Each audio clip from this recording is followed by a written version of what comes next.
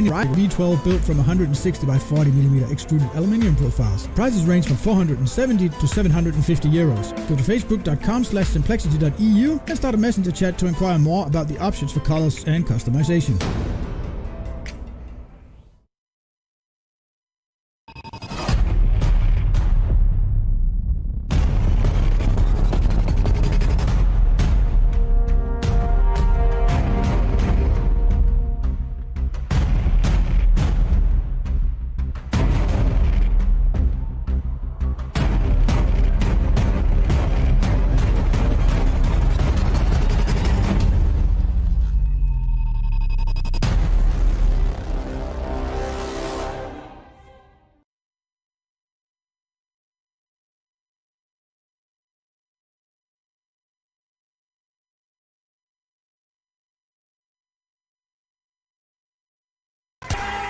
Do you hate watching laggy streams of tournaments on 13-inch screens?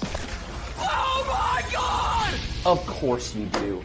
But you don't have to worry about that anymore. He has a jump, son!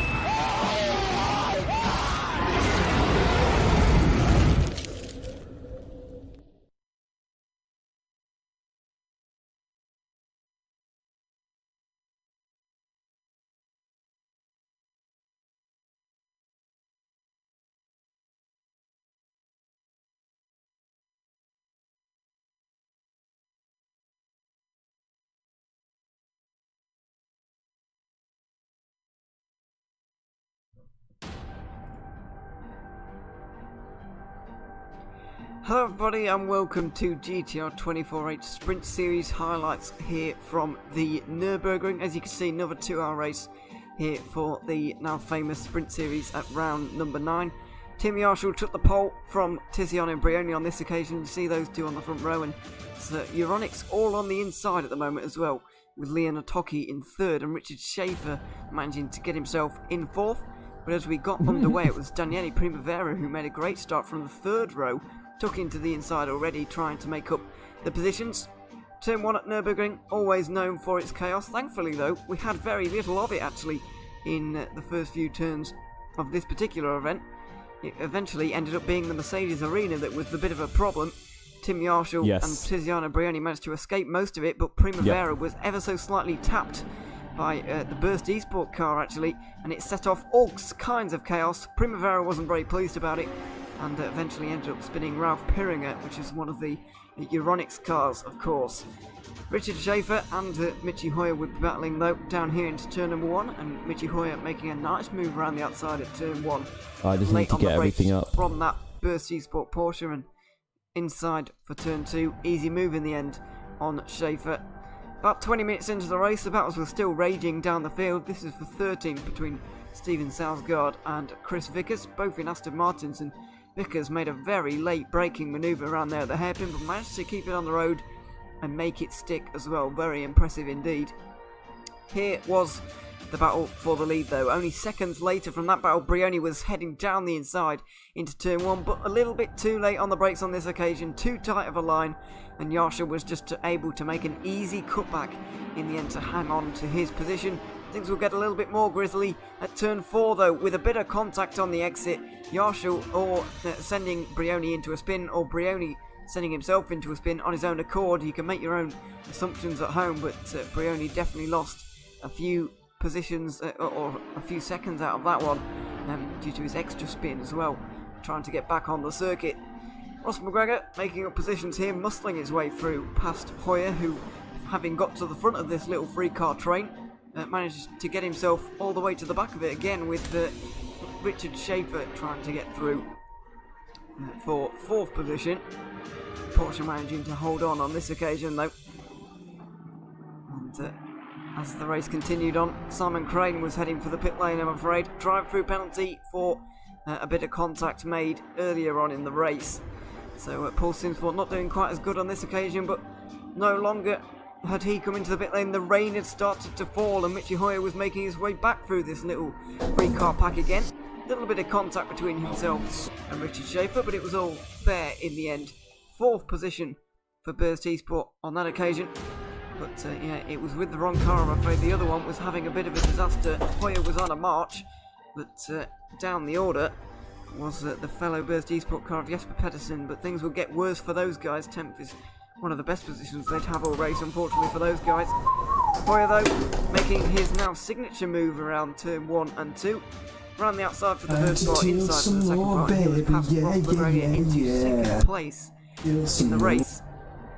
Lucas Schmidt had got into the Euronics car after Tim Yarshall had brought it in. Brioni had brought it in a lap, brought in the Musto car, which you can see flashing through shot, a lap earlier, and they managed to do the jump, getting Manuel Biancalula into the car, and they would manage to get ahead of that. I think the trick in this game is Euronics just Audi. actually sad that I have Very impressive indeed from Biancalula to just hop into that car and go immediately quickly to get that undercut working. He would go wide at turn 3 though and bring himself under immediate fire from the German who had just got into that car, Lucas Schmidt, taking over from his teammate. Heading to the outside for turn 5, flowing left-hander, broke a little bit earlier than the Italian on his inside and went for the outside for turn 6 as well. Much more convincing on this occasion, got a much more of his car alongside and managed to hold himself there on the curb. Great racing between these two as they headed towards the hairpin. Just over an hour have gone, of course, and this is the battle for the effective race lead, let's not forget. Lucas Schmidt trying to go around the outside. It's a long way around that Dunlop hairpin and couldn't make it work on that occasion. He was trying again at the chicane though. I'm talking to these 20 guys. minutes into their stint, Biancalula had to come in though because he had fitted dry tyres in these wet weather conditions, whereas Schmidt had fitted wets and as had everybody else apart from Burst Esport. Casper Henningsen had to make a second pit stop finally as it's well. working, Brioni but I have wasted no time idea in which getting, PC I'm connecting to up via the field admin. again though. Probably a little bit too impatient getting past Alessandro Biazzizo. He redressed that position, but things would go a little bit more wrong on this It's occasion. 4899, But I know, I can only ever connect to 4899. It never lets me connect to anything else. Around the outside at the hairpin. Wheel-to-wheel racing between the two of them. Things getting a little bit squeaky on the exit though. A little bit of a loose rear end It's for the Porsche. looking at an OBS screen. He would end up hitting the wall there, Brioni. So he was down to 6th position with now Marco Pajic in the picture. Now a three-car battle for 4th. Pajic would get overtaken by Biazzizo. Brioni seizing the opportunity to get through. Got down the inside for turn 2. But made contact with the Euronics car, spinning around anything at the moment, and ending up losing a further 2 positions. He'll be down in 8th. With just under half an hour left in the race, he would need to make up positions very quickly in the final moments to get back his championship position and gain championship points on Burst Esport number 94, who are having an absolutely disastrous day, down in 16th position. Not used to seeing those guys down there, and not used to seeing Brioni having to battle this hard for positions. Daniele Brambilla hadn't made a pit stop or driver change, in this race, so he was always going to be disqualified at the flag anyway. But unfortunately, he was just racing for fun, and he would end up making a championship defining moment here, spinning and clipping the Porsche. Another spin for the Musto GD Esports number 71. They would lose even more time in the end. But eventually, Brioni would get down the inside and get past Brambilla, who actually received a drive-through penalty. I believe it was for that in the end, so not great from him, and still no points on the board for that team that should have had a fun race. Anyway, Lucas Schmidt though, still 7 minutes to go, wasn't having it all plain sailing himself, just having this little short excursion on the gravel, but he would eventually take the win despite some incidents happening around him. That was Matt Beavis in the background, by the way, but Lucas Schmidt would take the win. John Munro for Simply Race Sancho would come home second. Johannes Weiss would get Butler Pal's first podium at their home track.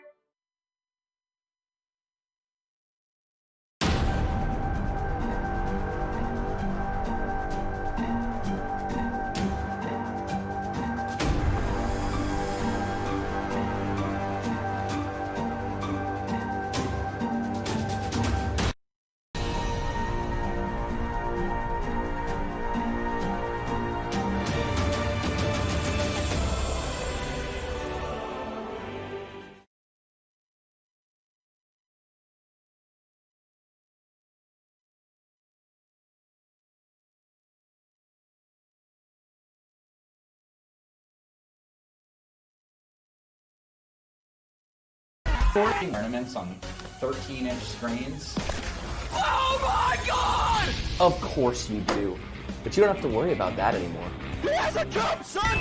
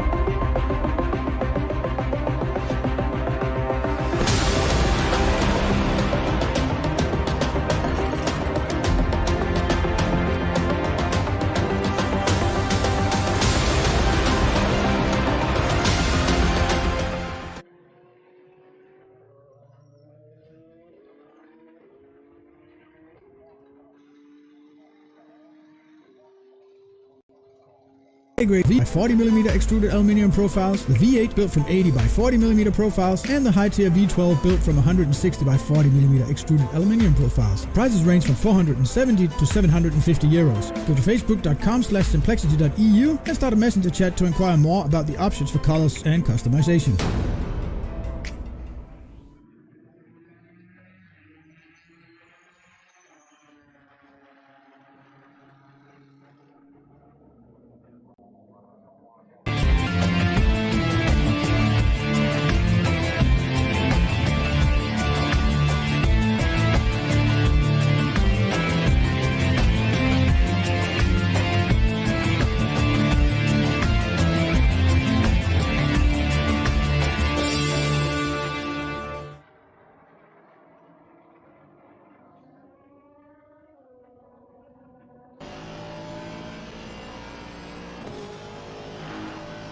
Afternoon, ladies and gentlemen, and welcome to the GTR 24-hour sprint series for, well, the third to last round here at Silverstone for the British Grand Prix. I'm Yusuf bin Sahel.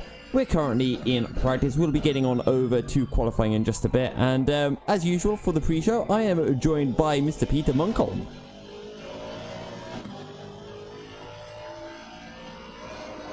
Oh, sorry about that one. There we go. Now we can hear me. Welcome. I wasn't sure if you were going to be joining me again, Peter. Yeah. No problem. No problem. I'm here. So, just Peter, after wiggling about trying to sort out some audio stuff. Just give us 2 seconds, Yusuf. Oh, we're always happy to give Peter a few seconds. Now, for those of you guys who didn't tune in, we had a very, very exciting 24 hours at Matsusaka for the EEWC, and it was entertaining. We had some feisty battles going all the way to the end, but now it's back to the old sprint series shenanigans, and we do have a bit of a battle for the championship at the moment between Musto GD Esports, Euronics Gaming, Team Intel, and Burst Esports Simplexity. You're currently seeing the three teams just separated by only 10 points. Do we want to draw, like, get the standings on screen? Oh, you know me, I always like to get standings on screen. Yeah, you know what? There we go. There was a few calls by race control at the end of the last race, which I haven't been updated if any of those kind of affected the standings. I don't think it should affect standings higher up in the board, like top 3 should be okay.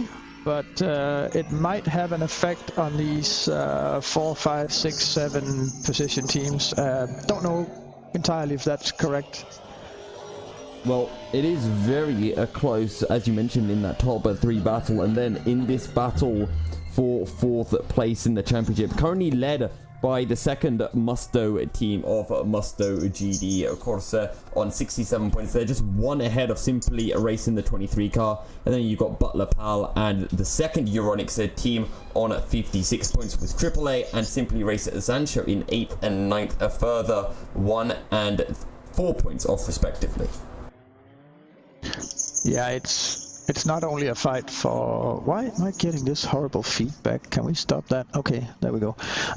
It's not only a fight for the top 3 positions, but there's an entire battle for 4th, 5th and 6th place going on as well. Microphone muted.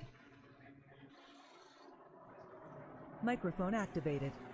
Okay. I just heard a microphone muted and activated. Yeah, that's me, because I've set up my shift key for that, so don't usually use it while doing production. But right now I had to use it. Throwing you off. Why I muted and unmuted myself. I want to go and I wanted to try and set up the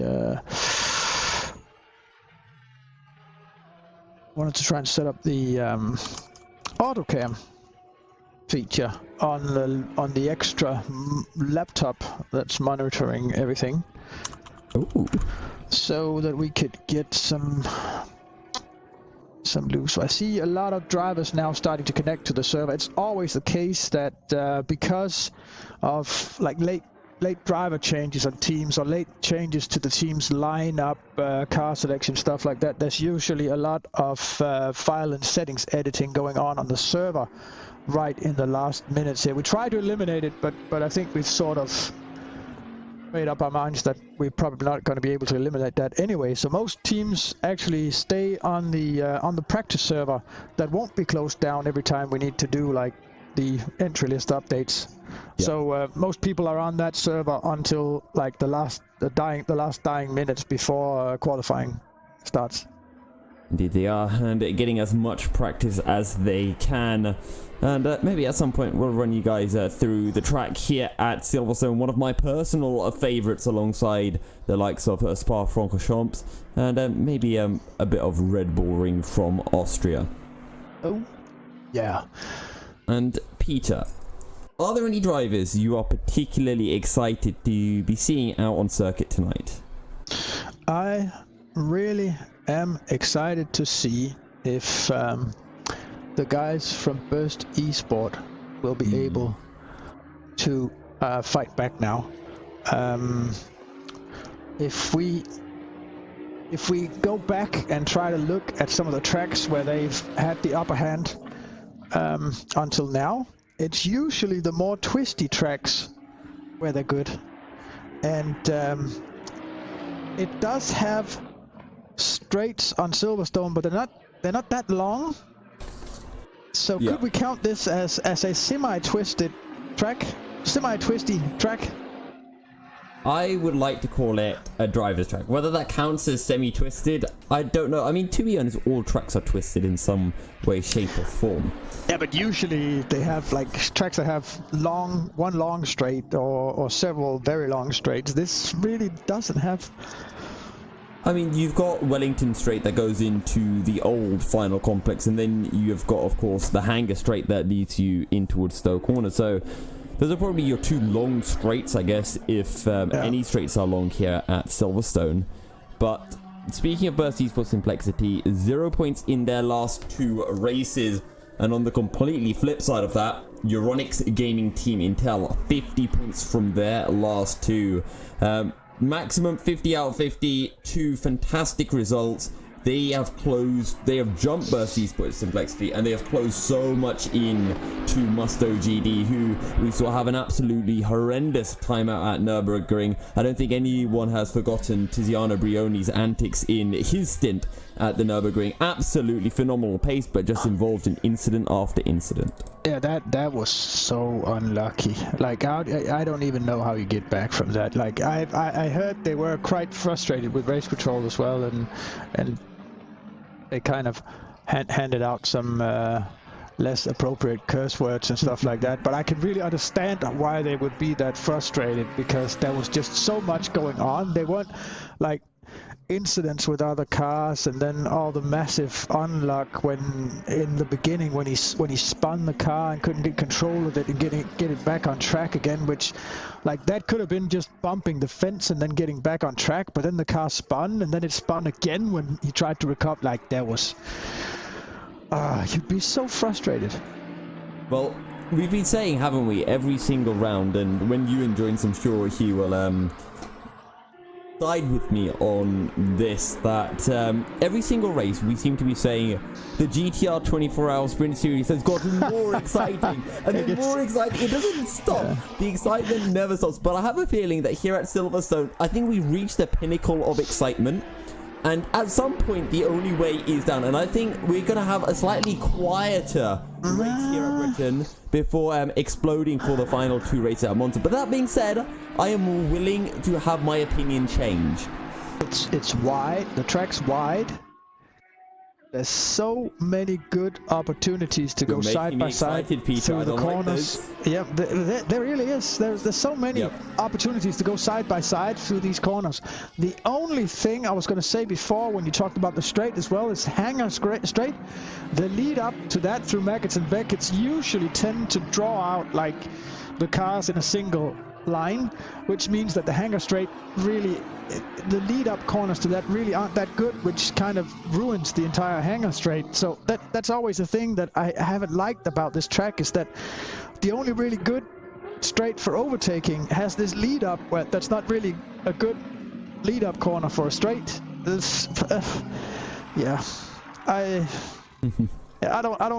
not a very big fan of that. I could have seen that done better, but it's what we get to work with. There was the discussion about running the Formula 1 in reverse direction as well, which would change the whole thing massively around as well. That would be there's only one circuit I want to see get done in reverse, and that is Spa. It's way too dangerous to do, but I want to see cars hitting Eau Rouge at over 200 miles an hour down the hill into La Source. That would be amazing. It'd be super dangerous, but it works for sim racing. Like, would you start braking before hitting Radillon? I think you'd have to. I don't think you can go to Radillon at 200.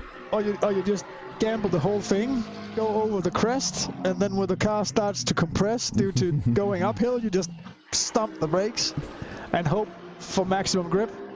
I think you'd have to lift through. I think you'd have to lift going into Radillon and then through Eau Rouge as well, just because you need to pull the car to the right. But I think you could go through that, go up the hill a bit, and then use the slant effectively of the hill just to help slow your car down. I think you'd be able to brake very late into La Source, to be honest. I think that we're gonna have Ewan complaining when he gets on here, because the PC that he's supposed to control has actually lost connection to the server. So I'll just help him, Peter, help him a bit and fix that. I think half the time me and you end up using the same PC anyway. Yes, like either that or you're connecting to both PCs at the same time with the broadcasting tool, so that when you're changing cars, it just changes instantly to the same car on both PCs. Yep. Which is not really an ideal situation. Well, speaking of that unhappy bunny, Ewan, I think, has joined us, so we'll wait for the ready up from him, and I think he is. Ewan, good afternoon, sir. Afternoon, good evening, depending on where you are. Yeah, I'm here. And I'm trying to fix your PC, buddy. Yeah, I saw that a minute ago. I logged on and there was nothing going on. Yeah. But hopefully there will be in a minute. Yeah. Well, now I tried to log it on, and then it crashed. Yeah. But I'm ready, and excited for another race, of course. And welcome back. Thanks. It's been a while, hasn't it? Well, it feels like a while anyway. It's only been 2 weeks actually, but I don't know what went on with the planning for the 24-hour EVC race, though. We were supposed to have you on at some point, but I don't know what happened. Well, it's nice to have you back anyway. It's nice to be back. I think the viewer will agree. 2 minutes. 2 minutes. 2 minutes. Ooh, I'm getting all excited. You're always excited, Peter. I was talking to Peter about the races getting more and more exciting from race to race to race, and then we saw Nürburgring, which was absolutely bonkers mad. Do you think Silverstone can top it? Well, it will be hard to, and I'm very much looking forward to the race if it is going to be better than the Nürburgring, because as you said, the Nürburgring was a very good race. Whether I think it's going to be as good or not, I don't know for sure, obviously, but I think Silverstone is a good circuit for racing. In the end, maybe not GT3 cars is not the greatest at Silverstone, but I think that possibly it could provide us still with a good race. I'm not sure what's whether Peter's like shouting abuse at me or something. I don't really know. No, but don't talk it down now. We got 3 teams almost at the same points fighting for the championship. We've got another 4 teams behind that fighting for 4th place. It is exciting in terms of the championship, that's for sure. I didn't want to sell us out, essentially, because it's like one of those things, you know, when you go to watch a movie at the cinema and your friends tell you about how amazing this movie is and they don't stop talking about it for like a week, then you watch it and it feels like a letdown. But if they tell you the movie's bad and then they see the movie, then the movie feels amazing. That's what I'm trying to do here. Yeah, but we want to talk people into staying and watching the race now and watching the entire thing, because first of all, this qualifying is gonna, this is gonna be the main signal before the race of who really has the pace in this, because we've seen that the cars that are fast in qualifying are usually the cars that are fastest in the race, but that all depends which driver do they put in the car, and do the teams have like one strong driver and a less strong driver, and then maybe start with the slower driver and put the faster in first, or vice versa. I do actually want to talk about that, because something that we've been noticing actually Burst Esports and Plexity doing a lot is they've been putting Jesper Pedersen out first, just because we've seen a few moments, most notably at Suzuka when Kasper Henningsen went out first. Those early stints for Kasper haven't been great, and it has been Jesper who's been going out more and more often in that first stint for Burst. Certainly. Guys, maybe if we want to do it, we need to do the commercial break before the the qualifying now, and that'll suit nicely, so we're starting to get the first lap times when we come back. So stay with us, we'll be right back.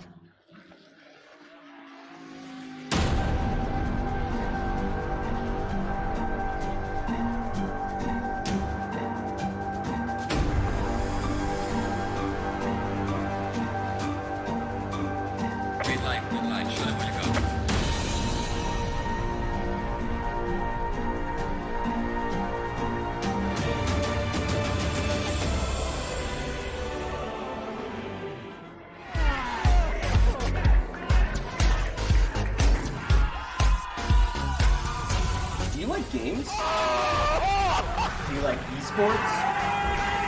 Do you hate watching laggy streams of tournaments on 13-inch screens? Oh my god! Of course you do. But you don't have to worry about that anymore. He has a jump, son! Oh my god!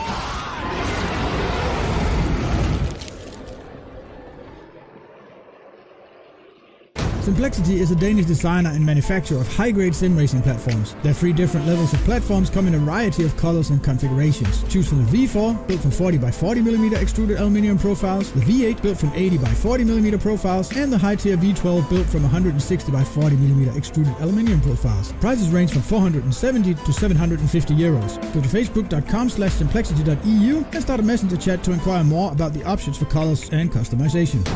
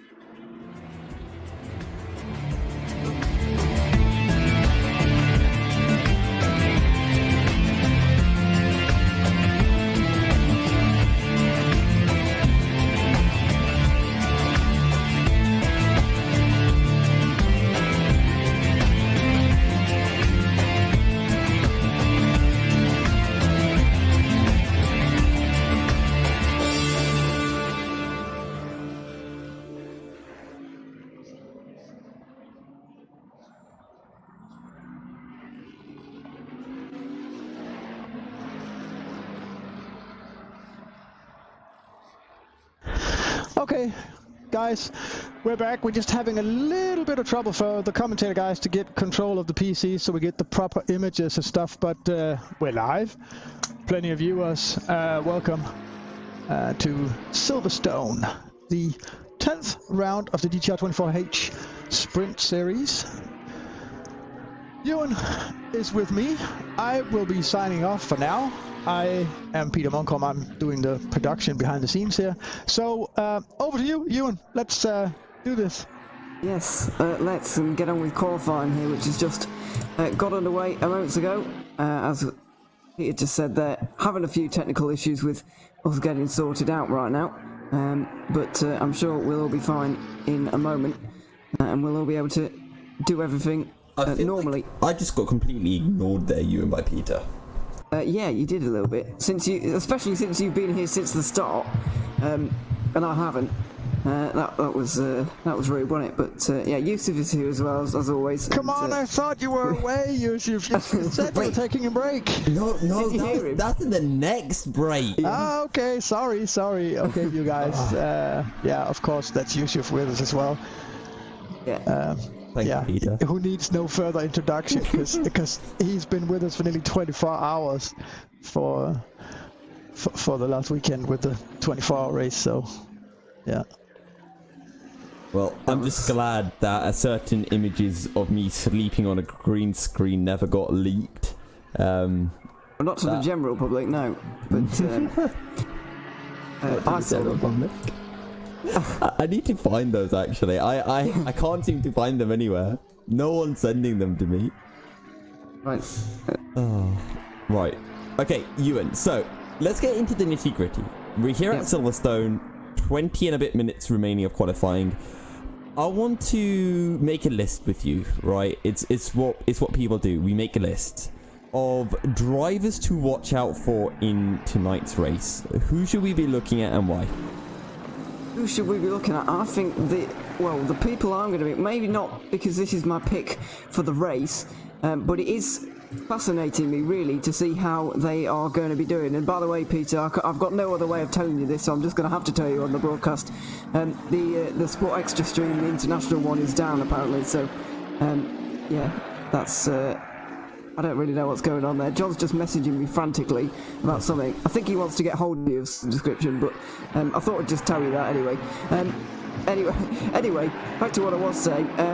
Yeah, the people I'm going to be very interested to see is Burst Esport, because they've not been having the fantastic time of it most recently. Obviously, they didn't compete at Kyalami, and they didn't score any points at the Nürburgring, which shows that they're just a little bit off form, and they have seemed to be just below where they used to be. They were, at the start of the season, looked absolutely formidable and didn't look like losing a single race, but they haven't won since Bathurst, which was a very long time ago now, and I'll be very interested to see how they actually get on in this race now, because they have not been performing that well recently, and they're going to need to pick it up really, really quickly if they want to win this championship, because somehow they've managed to find themselves in third, and that is really not where they want to be, and they're going to want to improve, of course. So I'll be watching out for those guys primarily, but yeah, it's going to be an interesting race either way, that's for sure.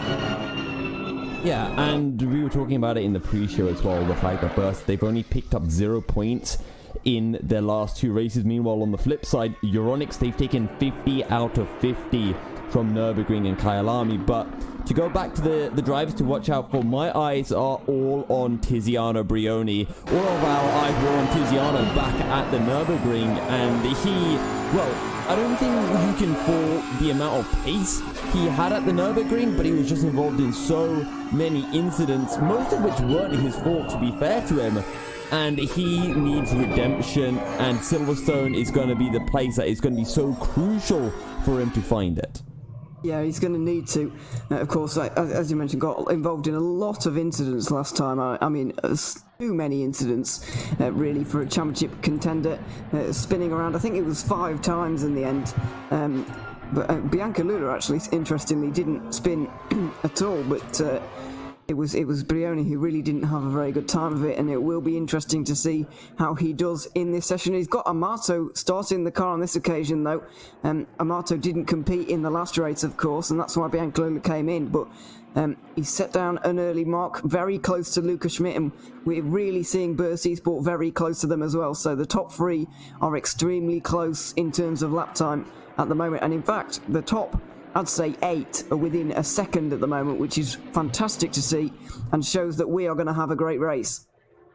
Yeah, it really does. And, you know, it's not only the top 3 that are super close in the championship, but we have a massive battle going on for 4th place, currently being led by the second Musto GD team. They're on 67 points. And then we're talking only 15 points all the way down to 9th place, which is simply Race Zancho. So super close in the championship, multiple battles across the table, a lot to be gained here at Silverstone before we make our way to our double Italian finish. It is a double Italian finish, actually, and something that I hadn't considered. That will maybe give a little bit of a inspiration, maybe, to Brioni and Amato and all of the guys at Musto, because they are obviously an Italian team, and Italian drivers on an Italian team, and 2 Italian rounds to end it off at Misano in 2 weeks, and then Monza to round it off in the final week, round number 12, and it's going to come to a fantastic climax then, I'm sure, but that could just give them the inspiration they need, and I think they need to, while they're leading the championship, they need to turn the tide a little bit on Euronics Gaming Intel, because they've been doing so well in the final few weeks, or the last few weeks, scoring 2 race wins in the last 2. The previous 3 races were all second places for them as well, so they've been on a fantastic run of form for something like 3 months now, and it doesn't look like they're going to be stopped by anybody. Musto are going to have to find some fantastic form if they want to win this championship and eventually come out on top. It'll be very interesting to see if they can, and because while they're leading the championship, I think they're on the back foot going into this race. Yep, I do have to agree with you. Every single one of Euronics' points of finishes, that's 6-point finishes in a row, have been first or second. When they're in the points, they do not finish below P2, and that is an absolutely incredible record that they currently have. But let's not take anything away from Musto, because Musto and Euronics, they are both so quick. They both seem to be in a class of their own, completely above a burst as well from what we've been seeing in terms of performance in the last few races. But we have not been able to see a true cat fight between these 2 teams. We have been robbed every single race. Something has come in the way of these 2 teams having a battle from start to finish, whether it be an incident, whether it be a drive-through penalty, whatever it is. Can Silverstone be the time that we finally see these 2 teams really race? I hope that it will be, of course, because that will be a great opportunity to see who really is the fastest out of the 2 of them. Well, it's obviously there are better ways of doing that in qualifying. Here we're going to try and figure it out, but they're just so evenly matched. It seems very, very harsh to say whether one or the other is better. But currently looking at Luke Bennett, who's in the number 7 Bentley at the moment. A man that we've not seen in the championship so far, and a team that I don't think we've seen in the championship so far either. It'll be interesting to see who he pairs up with in this race, because I haven't seen him on the data sheet at all. We've got Sean Bennett here. I don't think they're related, but he's coming up towards the line now anyway, and he's a pretty respectable time there. 6th position for him, a 48.5, just under a second behind Amato, which is a very good feat to have, a very good accolade to really achieve that one. So yeah, looking all very close, and actually closer than in recent weeks. At the Nürburgring we really saw the front 3, or the front 2 it was actually, a lot faster than the rest. This week it seems to be a bit of a free-for-all, and everybody is really quite fast. Yeah, and speaking of everyone being quite fast, there's a couple of drivers that I want to give a shout out to as drivers to potentially watch. One of them is Daniele Brambilla, because he's in the number 22 car, and he had a really good, he had a lot of pace at Nürburgring. he didn't make a driver change because he was just a one-man team, so hopefully he does have someone to switch around with. But at the moment, Daniele Brambilla, he's in P10, so he's doing a pretty decent job. The other driver I wanted to give a shout out for is Mikkel Moe, and actually just the second Euronics team in general, because they've been showing a lot of solid pace in the previous few races, but just like Musto, they've been getting a little bit unlucky. We've been seeing issues, one of which was them starting on dry tires at Kyalami when it was pouring down with rain. So I'm interested to see what the Euronics second team can pull off here. Yeah, they've really not had the luck that is needed in this season so far to really actually get a good result out of it. So hopefully for their sake they can on this occasion. It's actually showing Marco Pajic is now in that car. So where Toki was in there a moment ago, as Ross McGregor just goes up to 7th place. I don't know if they've made a driver change during qualifying and if that's even allowed. I'm pretty sure it is, but not seen that before. I could have sworn Toki was in that car a minute ago, but now it seems to be Marco Pajic who's qualifying, which is an interesting call, but deciding to take that gamble anyway. And yeah, I don't think we've seen that so far this season, actually. Yeah, as you mentioned, Marco Pajic heading on out.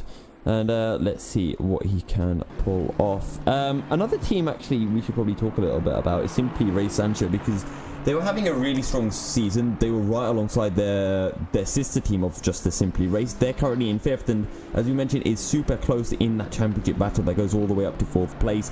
Home race as well for Simply Race. You know, I think we've got Mike Epps who will be going out, former British touring car driver. He'll have a lot of experience here at Silverstone. So let's see if that can translate onto Assetto Corsa Competizione. Yeah, we've seen that he has had the pace in the past and shown that those guys at Simply Race can get great results out of that Bentley, which they seem to be going for a lot, well, throughout the whole season, really. John Monroe and Ross McGregor managed to pull that Bentley up into 2nd place last time out at the Nürburgring, just holding off in the end. Johannes Weiss, who was chasing them down late on. And indeed, they didn't really do very well in Kyalami, I'm afraid, but Mike Epps, last time he was here at Laguna Seca, managed to get a 4th position, so maybe he can go one better and get a podium on this occasion. It will be fascinating to find out if he can do, or if not. We'll have to wait and see, of course, but yeah, still over 10 minutes to go in this session, and Amato looks like he's not really being challenged so far, which is interesting. I wouldn't expect, I would expect the times to be tumbling at this stage, but they're really not as it stands at the moment.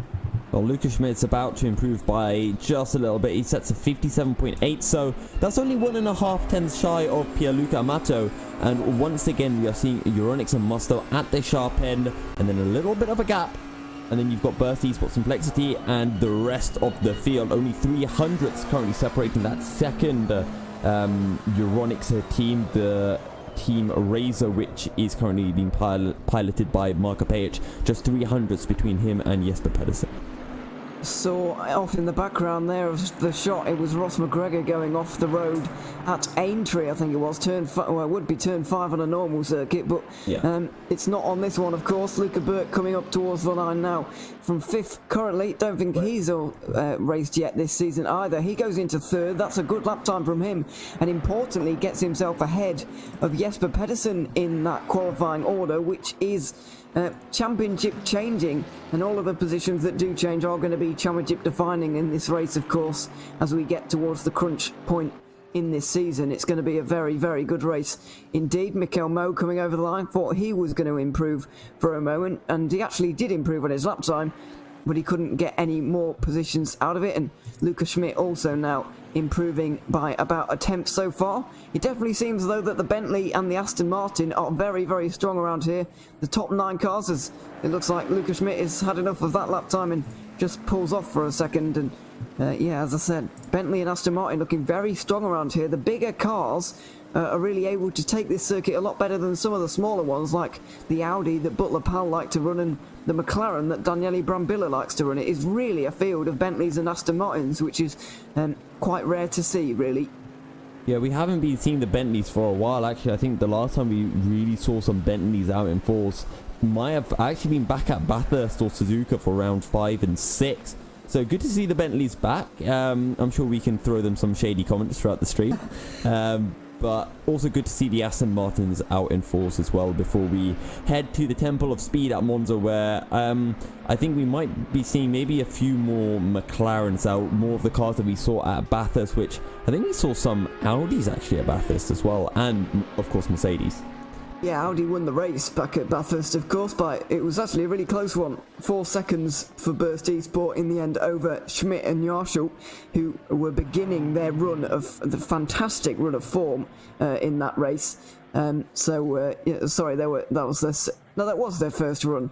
Or first result in that big run of form. So Luke Bennett just over the line there again, and 4th position for him. Jesper Pedersen down 1 more position in that 62 Burst Esport car. He needs a 10th and a half maybe, and he will jump up 2 positions. They could be 2 crucial positions in this race, because if they lose points to Burst and to Euronics in this race, I really think their order is just getting taller and taller and taller. Not that it's not already a tall order, because they're already 10 points adrift with only 3 rounds to go. That can be pretty big as Pedersen runs over the grass, hits the pit wall in frustration. That is not a happy team at the moment. No, it really isn't, and right now we're talking about 1.5 tenths separating 3rd all the way down to 6th. The 4 drivers and a very, very small margin. You find that few hundredths coming out of a corner, just getting on the power a little bit earlier, that could be an entire row ahead that you will be starting.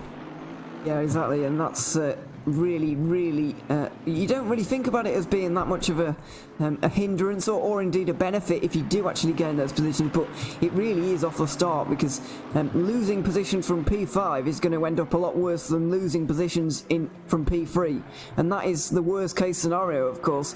But if you have a good start from P3, you could end up in the lead by Stowe for the first time, so it'll be interesting to see if Jesper Pedersen can get up the order, and I think he needs to in this one, especially to get away from this man, Marko Pajic, at the moment in the 58 Euronics car.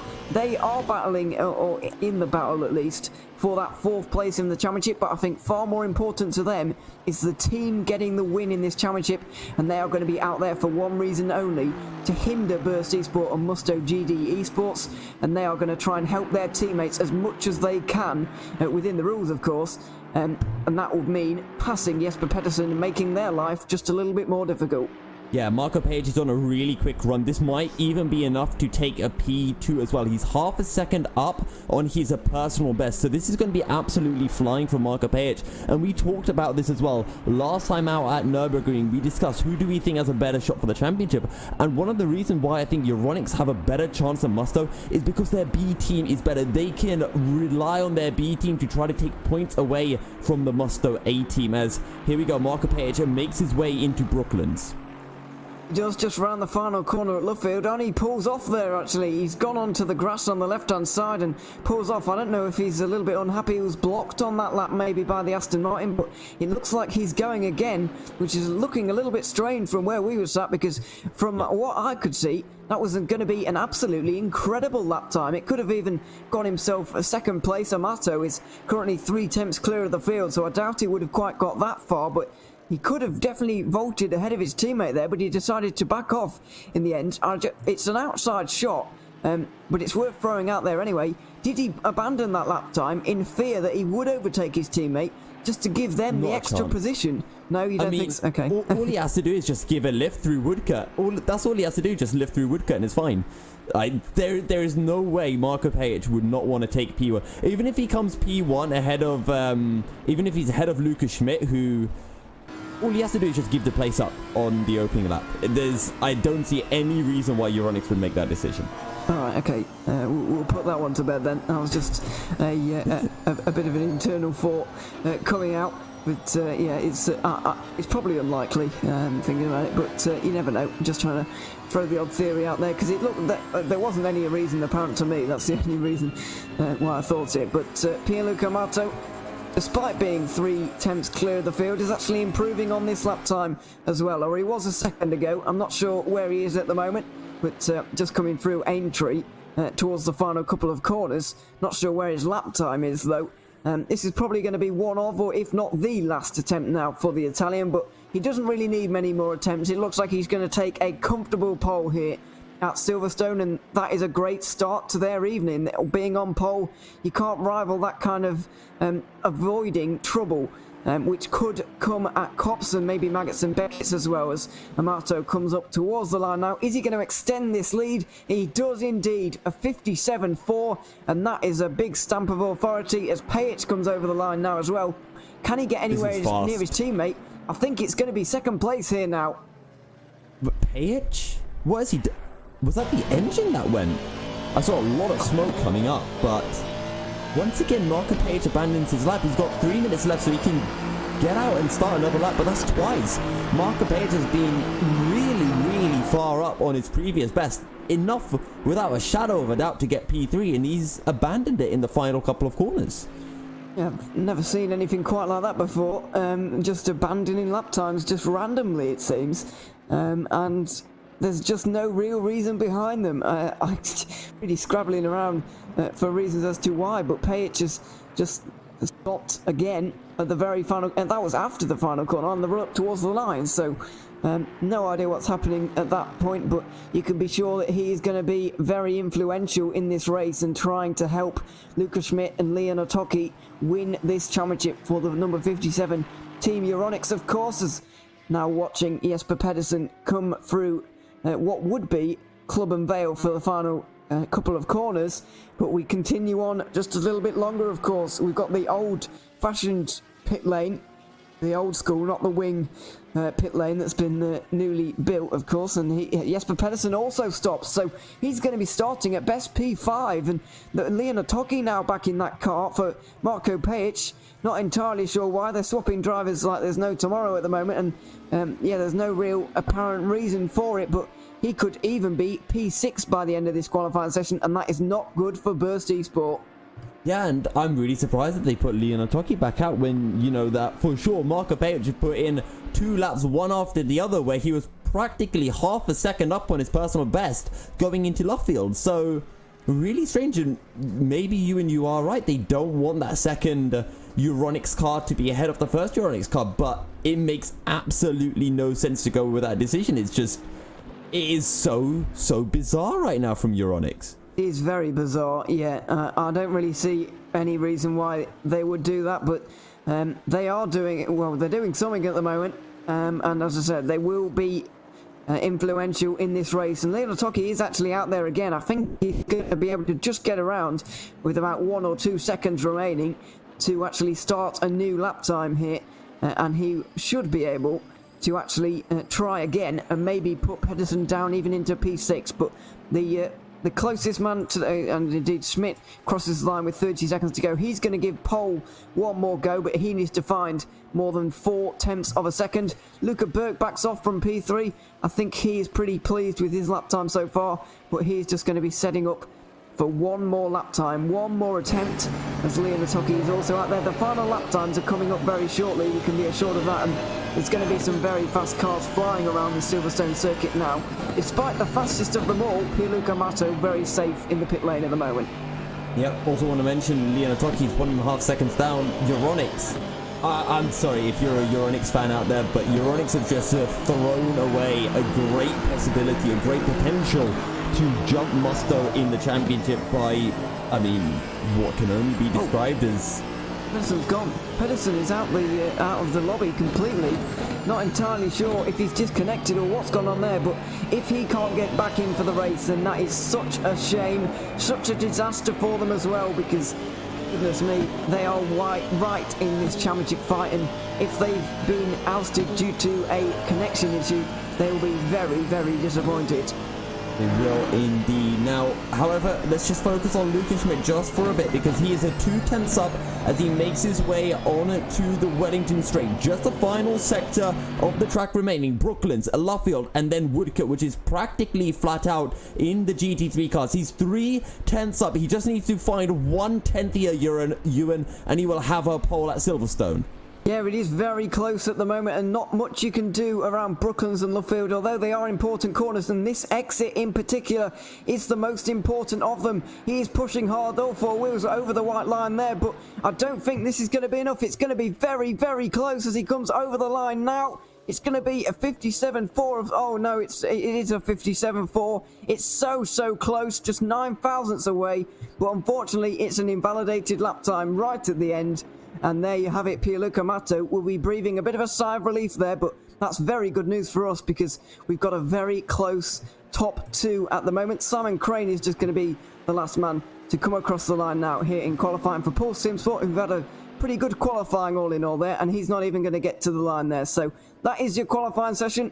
We have got a fantastic race coming up here in a few moments. We'll squeeze one more ad break in before it, and then afterwards we will have round 10 of the GTR24H Sprint Series.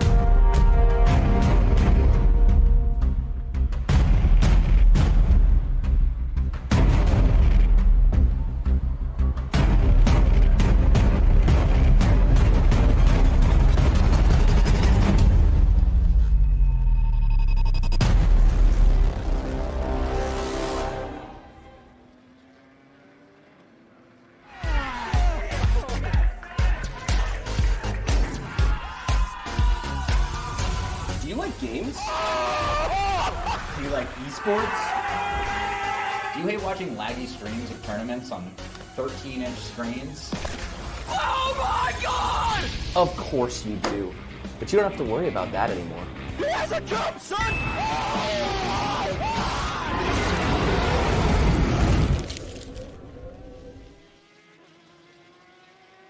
Simplexity is a Danish designer and manufacturer of high-grade sim racing platforms. Their 3 different levels of platforms come in a variety of colors and configurations. Choose from the V4, built from 40 by 40 mm extruded aluminum profiles, the V8 built from 80 by 40 mm profiles, and the high-tier V12 built from 160 by 40 mm extruded aluminum profiles. Prices range from 470 to 750 euros. Go to facebook.com/simplexity.eu and start a messenger chat to inquire more about the options for colors and customization.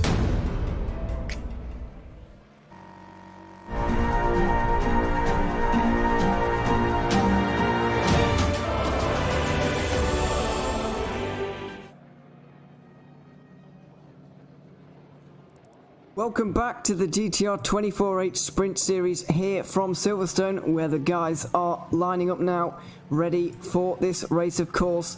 We have got Pierluca Mato versus Luca Schmidt on the front row at the moment, and the big news that Jesper Pedersen, unfortunately with we think a disconnection towards the end of qualifying, has not been able to rejoin, and I think he is out of this race. We think also he's probably out of the championship after that as well. We'll talk more about that throughout the race, of course, but we're coming up towards the line now for 2 hours of racing here at Silverstone.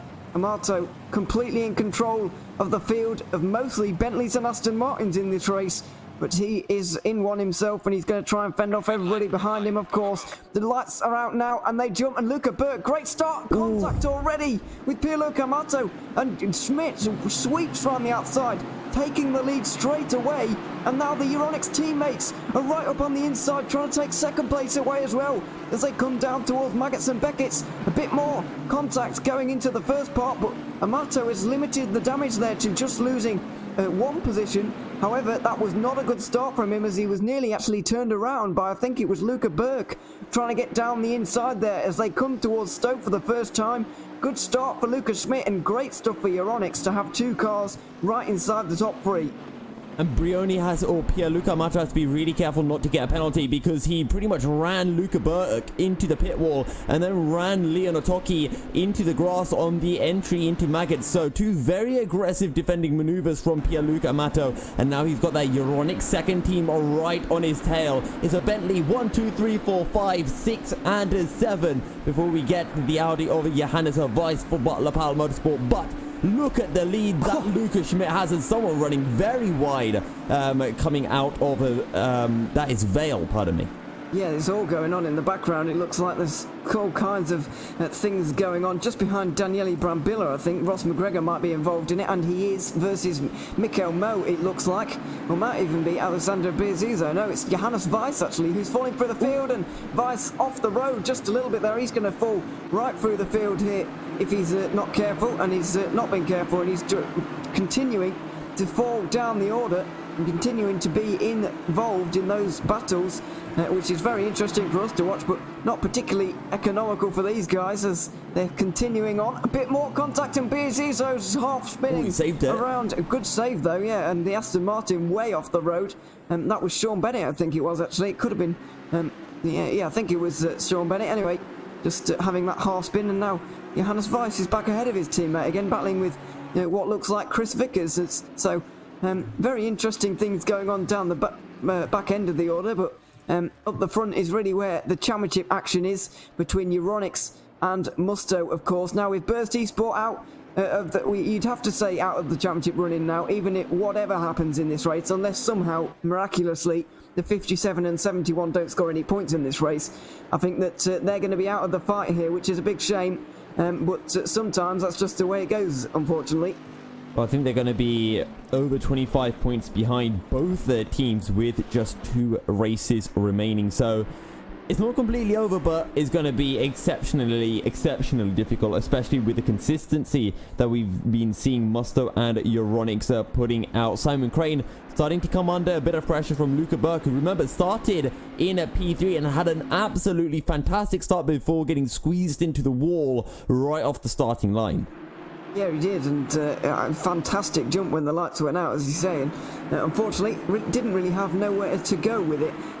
Just a load of Bentleys in front of him, and didn't really know what to do with it, so couldn't get anywhere off the start, I'm afraid, but he's got into a nice rhythm now, going to try and get past Simon Crane, and looks like things have just about settled down back in the midfield as well. It's all very close, and it looks like everybody has actually made it around the first few laps with a little bit of contact, but they've all made it around without crashing themselves out of the race, which is definitely a good thing for the rest of this race, as Johannes Weiss looks like he's going to be a little bit racy now on the back of Carl Leikegaard.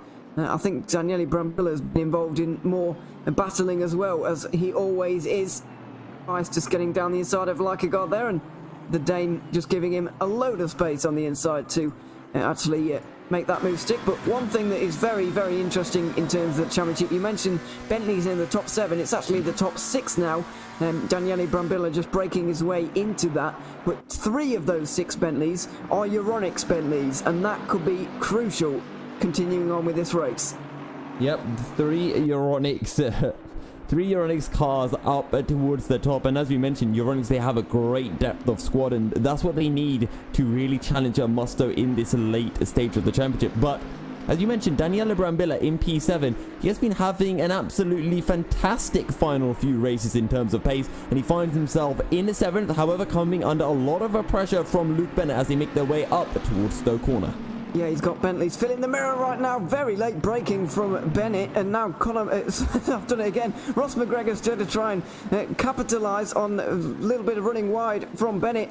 late braking here from McGregor would do him some good to get the inside for the second part, but good defending from the number 7 Bentley there to just keep the inside and keep the position.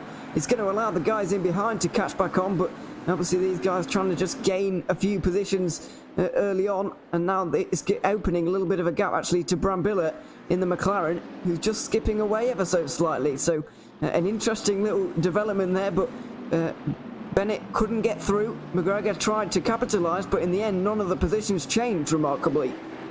I reckon Brambilla might actually catch up to that third Euronics car of Ralph Paringa, but we'll have to wait and see. At the moment, though, it's starting to look a little bit close in this battle for P2. Pierluca Amato getting hunted down by Lianatocchi, Simon Crane. Getting hunted down by Lianatocchi and Simon Crane.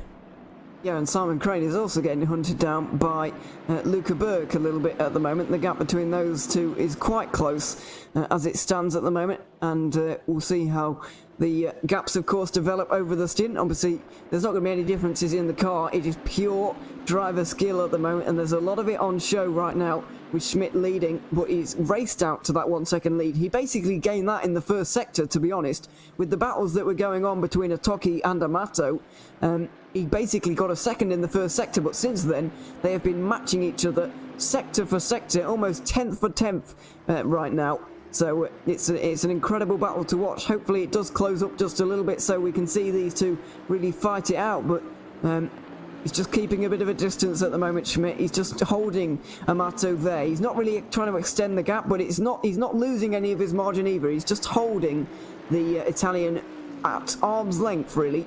At just 1 second for the moment. Yeah, and I want to go back to that race start as well, because Pierluca Amato, you're leading the field. You're the one who says, okay, we go now, and he still got absolutely mugged off the start, and I have no idea how it went that badly. So we've seen Euronics have some very strange stuff in qualifying with regards to Lianatocchi. And now we've seen Musto having their issues off the start. So it hasn't been a flawless race for either team so far. No, absolutely not. And I think that to add to that, there was some quite good anticipation actually from Luca Burke. Unfortunately, he couldn't actually use it, but he anticipated the start very, very well indeed. And actually nearly got the lead in the end, taking it 3 wide. But obviously, Amato shut the door very firmly indeed. We have a drive-through for Ross McGregor as well. Yes, we do. That was an incident at the loop, causing a collision on lap number 1. And we've also got, oh no, that is the same one. It was car 556 who he hit at the loop. That was the incident that we saw actually. It sent Johannes Weiss a little bit wide, and that's why he's down in 13th, despite being a little bit faster than what that shows so far. Yep, Luca Schmidt still leads from Pierluca Amato and Lianatocchi. The gap starting to spread out towards the front, but it's this man Simon Crane who's got Luca Burke for company as we skip on over to Luke Bennett, who's hunting down Daniele Brambilla in that McLaren, and he hasn't been able to pull the pin on the Bentley just yet. No, he hasn't, and obviously a couple of different philosophies going with the way of racing on show here, of course. We'll see if the Bentley can really outrun the McLaren down the straight, but not really. It'll be interesting to see if Daniele Brambilla actually has a teammate to change over to in this race, because last time he was just driving to get disqualified anyway. He knew he was going to get disqualified and he just drove on for a little bit of fun anyway. So it'll be interesting to see if he does have someone to swap over to on this occasion. But as we mentioned before, not scored points in any of the races so far this season. It's been pretty much a disaster, and they've not got to the end of many races either. So hopefully for these guys, and hopefully for Brambilla as well, he can get a point scoring finish out of this one, because he does deserve it after persevering through all these rounds of misfortune that he's had. Yeah, he really does, as they make their way down into Farm Corner. And I tell you what, Ross McGregor, I have a feeling he wants to just have a bit of fun with these two before he serves his drive-through penalty. We'll see if he comes into the pits at the end of this lap as they make their way down the Wellington Straight towards Brooklands, and is still hiding behind the McLaren, or as much as you can hide behind a McLaren in the Bentley anyway, is Luke Bennett in that number 7 car. Yeah, it's like a 6-foot giant trying to hide behind a child at the moment. It's not really very easy at all. Not getting much slipstream benefit either, but you'd expect Ross McGregor to come into the pit lane now. Just pulls a hard right on the exit of Luffield, and now he is into the pit lane for his drive-through, and he's going to drop all the way down to about 18th, I think, because the field is so closely compacted, especially up the front of the field, and that is not ideal at all. But look at Luke Bennett now, extremely strong through Copse, and he's even having a go into Magnus and Beckett. That would be extremely brave. He's actually gone for it, and Brambilla's given him the room. Great battling between these two, and Bennett's hung it round the outside for the second part. That is an incredible manoeuvre, and Brambilla, credit to him as well for allowing the space for that to actually happen. But great racing between those two. Absolutely fantastic from Luke Bennett. He holds it the long way round through Max, has the insider for Beckett, and then he is a clear come Chapel. Luke Bennett up into P7. However, I don't think Daniela Brambilla is going to let it go away that easily. No, he definitely isn't, and at the moment, on the entries anyway, he's got Alessandro Ottaviano to swap with in this race, but it just depends whether Ottaviano is actually going to be there to do the swap, of course, and I hope for Brambilla's sake that they will be swapping in this race so that he can get some points out of this one. It would be nice to see. But you mentioned earlier on about the teammates of the championship contenders, how Euronics have the best teammates of Burst and Musto as well. At the moment, you're seeing it right now because Trevor Jackson is all the way down in 11th, and that is the teammate of Musto. He's going to be absolutely no help at all to Pierluca Amato in this stint, or even their teammates are not going to be any help to each other in the next stint either. So it's definitely a numerical advantage that Euronics have got at the moment, but Amato is going to hope that the pace is really going to speak for itself here, and he can do it alone, but it's going to be very, very difficult, especially if Schmidt and Amato get involved in a battle, because Otoki is going to catch up to them, and that makes his job very, very tough indeed. Yeah, it will, and it just seems that Trevor Jackson hasn't quite been able to match the pace of Daniela Primavera or Alessio Puschedu, and one man I wish that we would be seeing more of from Musto is Manuel Biancalila, because he showed such incredible pace last time at Nürburgring. He held on to the slicks for so long in, you know, what looked like full wet conditions, and he was able to match the times of the wet tire runners. So I do hope we get to see a little bit more from Manuel Biancalila at some point, but until then, Trevor Jackson does have his work cut out in the second Musto car. Yeah, indeed, he's in a mighty battle at the moment as well, with Johannes Weiss and Sean Bennett and all of those guys involved down there for about 8th position. I think it's the Brambilla train continuing on, as it often does. He's always involved in a battle somewhere. If you're ever bored, you can just go and watch him, and you're bound to find some entertainment from somewhere. But at the front, it is still quite entertaining. Amato slowly bringing that gap in to Luca Schmidt. It's now 8 tenths from the second that it was a couple of laps ago, and Luca Burke is looking increasingly ominous now on the back of Simon Crane. Thought he was going to hit him actually down there into the well, it would have been turn 3, but I know it's not on this circuit, as they come out of the loop now and into what's going to be Brooklands, the next overtaking opportunity. But he just looks too far back at the moment. He looks faster, but he can't quite find a way through right now. Yeah, Pulse Simsport looking for some really juicy points here at Silverstone with a P4. Simon Crane doing a fantastic job right now, but Luca Burke all over the back of the 52. And as you mentioned, it's Luca Burke in that Simply Race Sancho car. And his teammates are with Mike Epps. So this is, you know, a full-out battle for position in the championship. It is. That it's a fierce battle as well. It's probably arguably more interesting than the one for first position, actually.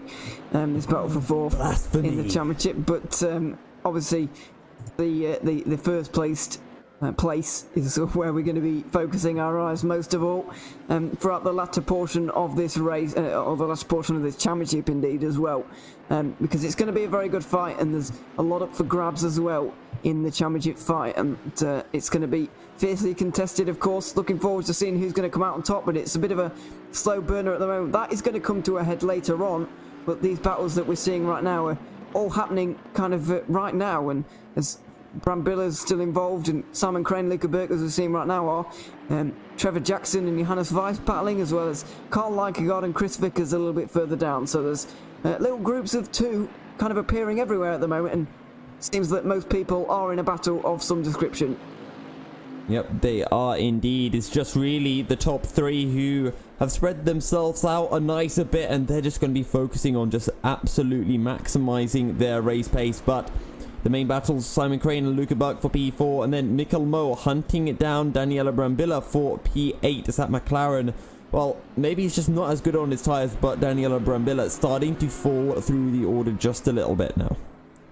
He is, and that's a little bit of a shame to see, but you have to say that the stronger Bentley and Aston Martin cars around him are really starting to show their worth at the moment. Maybe if he was in one of those cars, he'd be a little bit further up, but he clearly prefers the McLaren.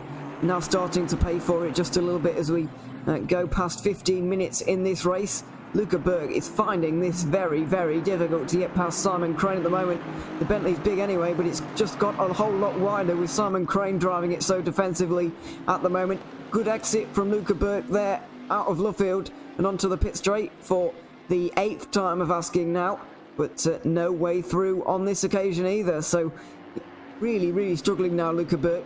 The Simply Race Sancho car trying to get past the Pulse Simsport one, but there's just no way through here, really. The States at Silverstone, not the longest we've ever seen, especially when compared to Monza, like we're going to see in 4 weeks' time, but can provide ample overtaking opportunities. Unfortunately, Luca Burke hasn't really been able to utilise them just yet. However, he might be about to right now.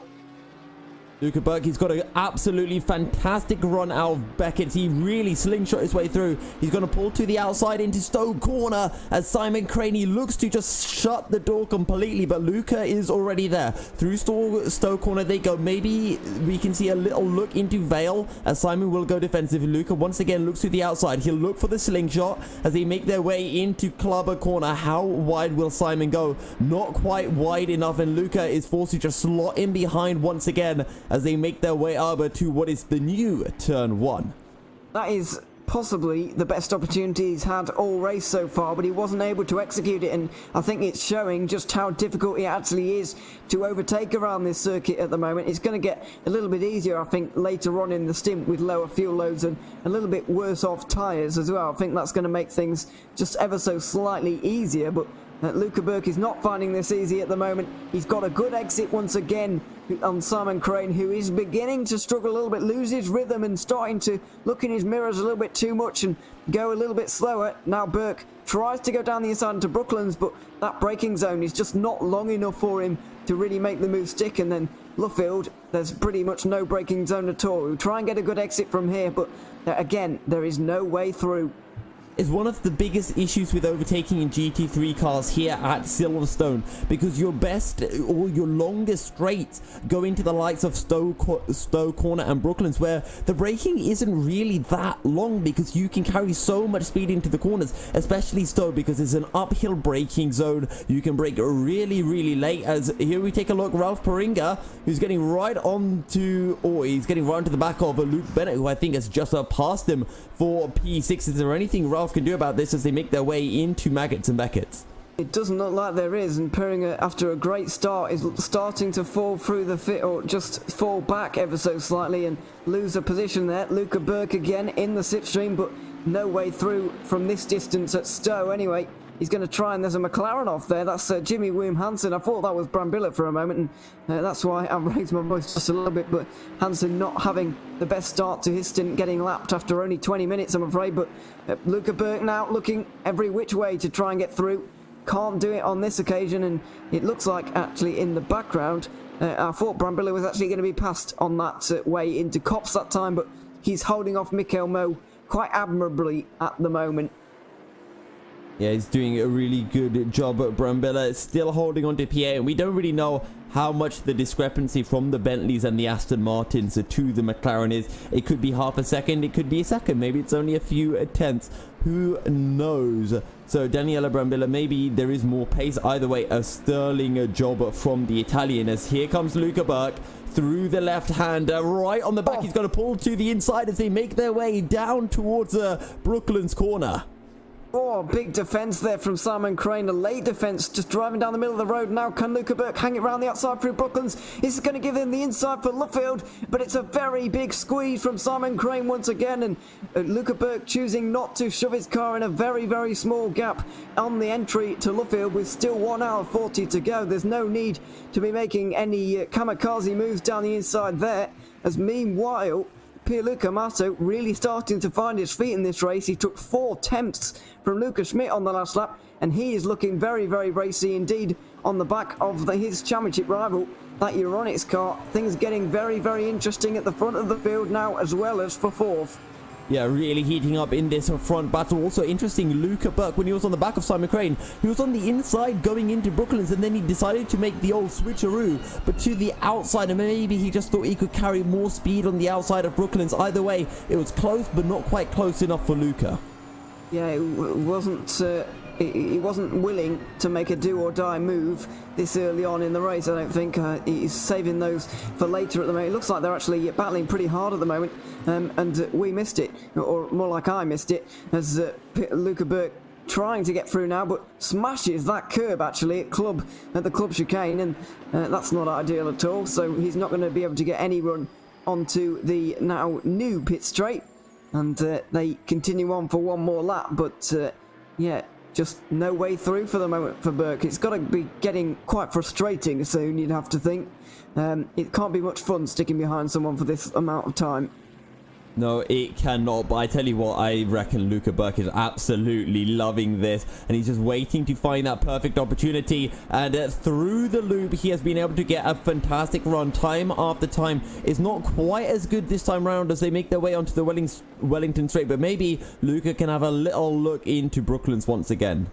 Looks like he's a little bit further back than he was last time, but that won't stop him. It has done on this occasion. He definitely thought about it, and he's trying that kind of flowing run through Brooklyn so that he can throw it up the inside at Luffield, but on this occasion he left out the throw it up the inside through Luffield part, because it's quite dangerous actually, and you don't want to be doing that every lap, because your rival will find out what you're doing and figure it out, and also it could end in disaster as well. So not willing to go for that just yet, saving those back for a little bit later on as this battle rages on at the front of the field. With and about 1 hour and 37 to go. Long way to go in this race, and I think it's worth remembering that even though this is a sprint series with a 2-hour race, it doesn't mean kamikaze moves for 2 hours, and it doesn't mean overtaking for 2 hours either. There's still some very measured and calculated overtakes that have to be done, especially at a circuit like this. Yep, there really does, and right now, from what we've been seeing, the best overtaking opportunity is down into Brooklands. If you can get that run through the loop and entry onto the Wellington Straight, maybe Stowe Corner's another opportunity, but it does seem like Brooklands is the best bet, and that's something that this man here, Pierluca Amato, is going to have to start thinking about as he closes in onto Luca Schmidt for the lead over the GTR24H Sprint Series race here at Silverstone. Yeah, absolutely. It's getting pretty interesting at the front of the field, and as we keep mentioning, there are battles going on all over the place. Johannes Weiser, meanwhile, has actually made a move on Trevor Jackson to get up into 11th position, just giving a bit of airtime to those a little bit further on down the field. Maybe Trevor Jackson not quite enjoying that Bentley as much as he enjoyed the Porsche at Laguna Seca when he managed to race to a 5th placed result. He was actually on course for a better result. I thought he was going to get on the podium at one point throughout that race, but a little bit of bad luck, a little bit of bad driving as well, and managed to put himself down into 5th position. But yeah, he'll be lucky to get points in this race the way it's going. Not showing quite the pace he had all those weeks ago, about a month and a half ago it was indeed now. But yeah, talking of making a great debut, by the way, Luke Bennett in 6th position. Not heard of Luke Bennett before, not seen him in this series before either, but doing a fantastic job as it stands in this race, and it's quite remarkable how well he has done in his first race in the series. It can take drivers a little bit of time to get used to a new series, but he's taking no extra time to get used to it at all, really. He's doing very well. Yeah, I'm also interested to see how quickly Luke Bennett will be closing into this battle for P4, as Luca Burke and Simon Crane do battle every now and then, and they will be taking a bit of time out of each other. Also, speaking about giving a bit of a shout out to some of the drivers further down the field, I want to give a quick shout out to Simon Marshall, because he's had to jump in as a super sub for Mantis Wreckers, who quote unquote is out on his bike right now. So he's having a bit of fun. I've seen pictures of his bike, Repsol I think it's a 250cc if I'm not mistaken. Looks very, very nice. But Simon Marshall, he's doing a decent job. He's just been passed by Ross McGregor, who did have to serve that drive-through penalty in the earlier stages of the race. Yeah, and of course Simon Marshall is the man behind all the editing of the highlights videos, which you can catch on the GTR24H YouTube channel. And he puts an awful lot of effort in to those. Obviously, cutting down a 2-hour race into about 5 to 7 minutes is no mean feat. So a big thank you to him, a big shout out to him as well for editing all those together. For you all to enjoy at home, and you can find those on the YouTube channel if you've missed a race or you simply want to relive a race before the next one, condensed nicely into a very short highlights package. But doing well at the moment, as he said. A bit of a sub for Mantis Wreckers, who is out at the moment. The number 37 car going to be swapping for Matt Beavis a little bit later on, and you'd have to expect that, with no disrespect to Simon Marshall, Beavis is going to pull that car up just a little bit further up the order. Yeah, you would have to expect to the starting driver for Team Rookie Monsters. They're currently 11th in the championship. They're not too far down on this big battle for 4th. They find themselves 27 points back. So if they can get themselves into the points, they will be very grateful for it. Yeah, of course, and any of these guys right now getting into the points is a pretty tall order. On the cusp of them at the moment is Johannes Weiss, who's bringing Trevor Jackson with him. Weiss is kind of recovering really after a bit of an incident early on with Ross McGregor, who also himself is recovering. It's probably actually worth watching Ross McGregor's tear through the field, because he, with no disrespect to the guys around him like a God and Biazizo, probably going to be faster than them at this stage in the race, because he simply had that incident earlier on, and now it's going to be a great recovery drive to watch. He actually went up the inside of Stowe there. He tried to anyway, but Stowe not really an overtaking opportunity, as you mentioned earlier.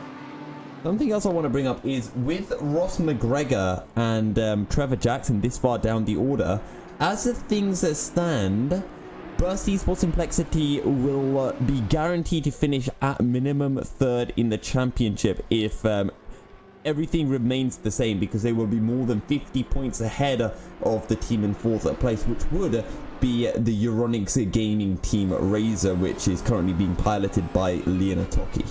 Yeah, even though Burst Esports aren't here at the moment, as Ross McGregor trying to go down the inside of Biazizo, can't quite do it on this occasion. But yeah, as I said, Burst Esports, despite not being here, pretty much guaranteed, even if not mathematically at the end of this race, they will be guaranteed to have that 3rd position in the championship, which they can be pleased about, given the names in this field, of course, as Ross McGregor right round the outside through Brooklands, not on this occasion, makes a little bit of contact with Biazizo, but now pulls to the outside once again and tries again, but can't do it on that occasion.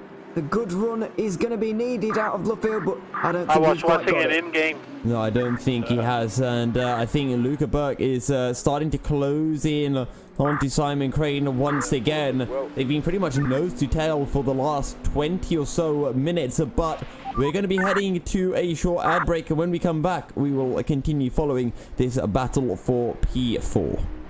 We will indeed, and we're going to go and take that ad break now. And yeah, hopefully you will join us after this short commercial break. You're currently watching the GTR24H Sprint Series at Silverstone, and there are battles everywhere.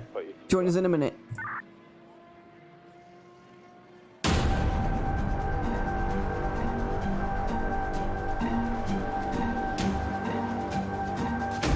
Watching car number 9 Brett Wheeler with Michael Moe.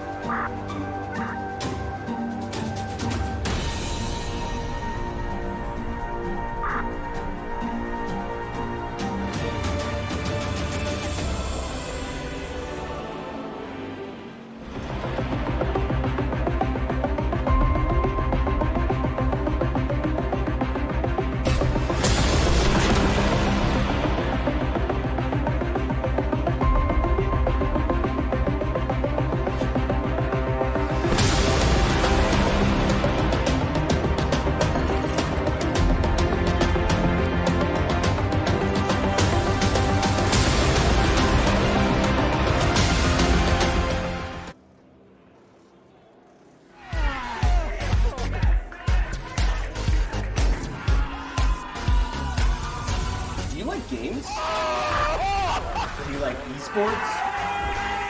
Do you hate watching laggy streams of tournaments on 13-inch screens? Oh my god! Of course you do. But you don't have to worry about that anymore.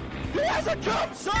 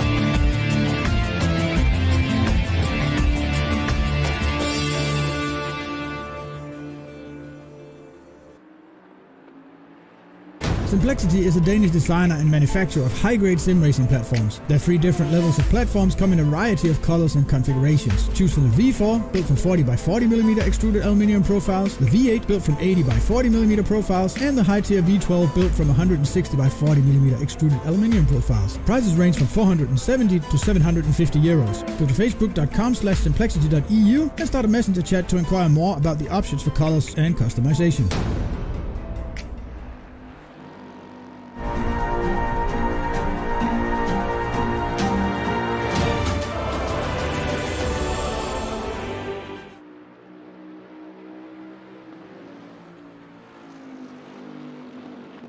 Welcome back to the GTR24H Sprint Series here from Silverstone, round 10. We are at the third last round, 2 more to go after this one with the Misano and Monza indeed to come. We've got a battle for the lead going on at the moment.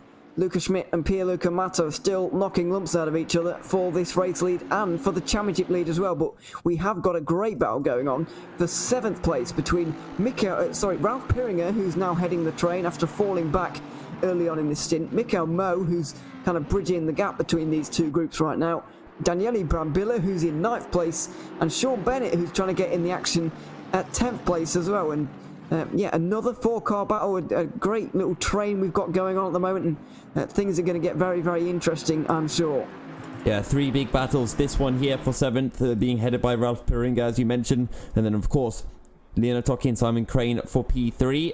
Or pardon me, Simon Crane and Luca Buck for P4, and Luca Schmidt and Pierluca Amato for the race lead. And it's all so close in all of these battles right now, as this battle for 7th place is looking like it's starting to spread out into Piringer versus Mo and Brambilla versus Bennett.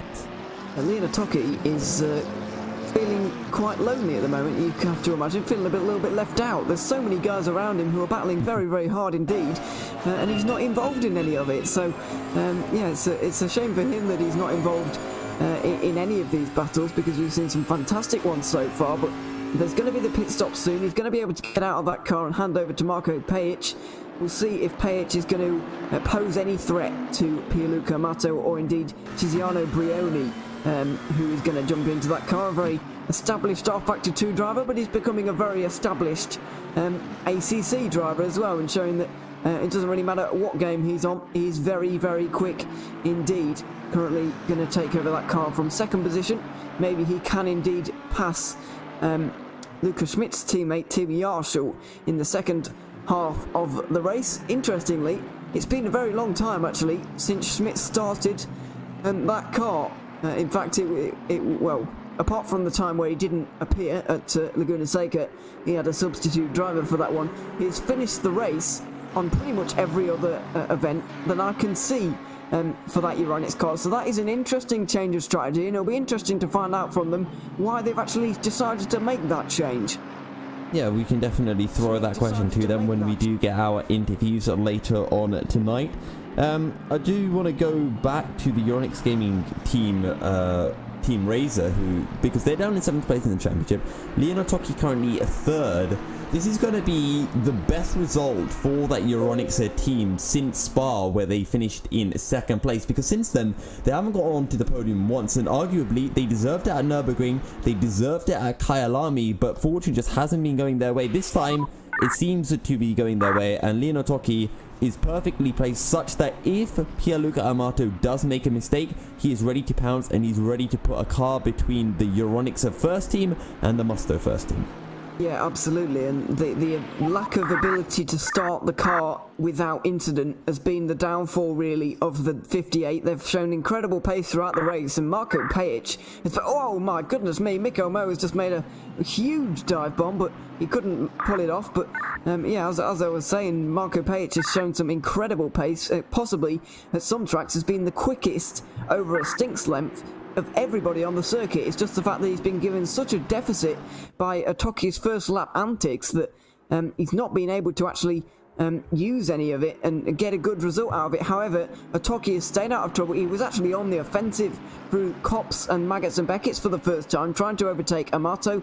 That didn't pull off, and he kept a cool head, which was very good to see from him, actually, to just keep a cool head, keep behind and know that it's a long race, and to hand over Marco Pajic that car with only a 5-second deficit to those two in front. I think the German driver can really make a difference in his stint in that car. He really can, and actually to go back to that incident on lap 1, I think that was so incredibly risky from Pierluca Amato, not just because you're really closing the door on someone, but if Otaki wanted to, here's the thing, Amato has to remember that he's battling with the Euronics driver. If he's going to squeeze someone into a wall, for all Otaki cares, he'll just stay there. Pierluca Amato gets spun into a wall. Otaki doesn't really care too much. He's not battling for the championship. Pierluca Amato and Musto are. And I think both teams at the front need to just chill a bit and just remember exactly what they're fighting for, not take unnecessary risks. Yeah, especially at the start of the race when there's still 2 hours to go effectively. There's a long time to make the ground up as Brambilla's now coming under a little bit of pressure from Sean Bennett in this train.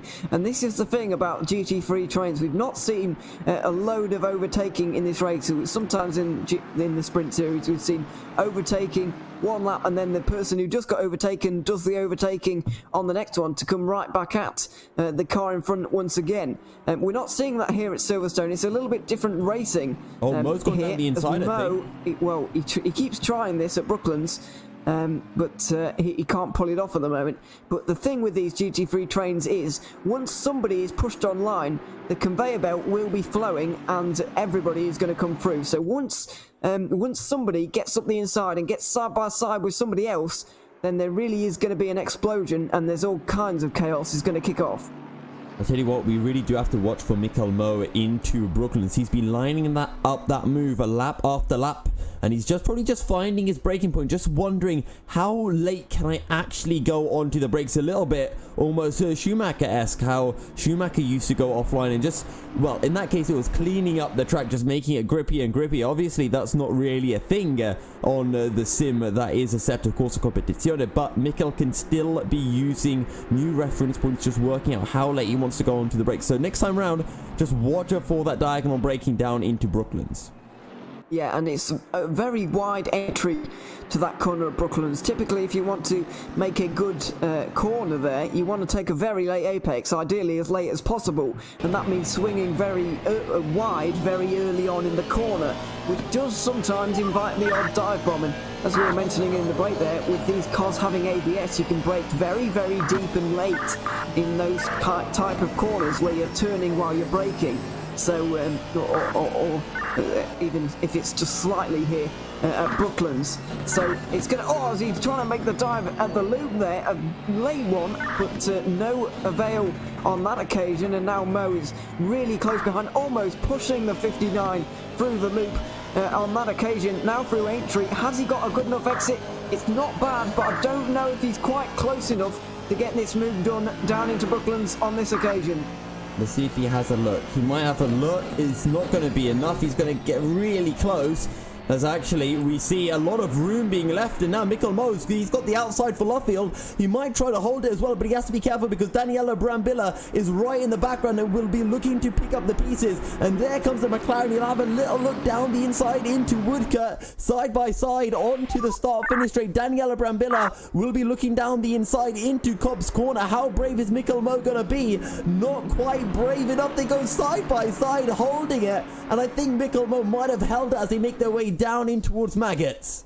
This is an incredible battle at the moment, and it's still going on right now. Brambilla trying to gain that position, can't quite do it. Mo's ambition there was ultimately nearly his downfall, as Brambilla nearly actually got that position himself. Now Sean Bennett might actually be able to capitalise, and it looks like he's very close to doing Weiss so. as well. Weiss is trying to make it 3 wide, possibly going right on the outside. Sean Bennett ducks to the outside as well. It's a long way round at Stowe, though. He's going to give it a go. Nearly contact. Bennett is pushed off his line.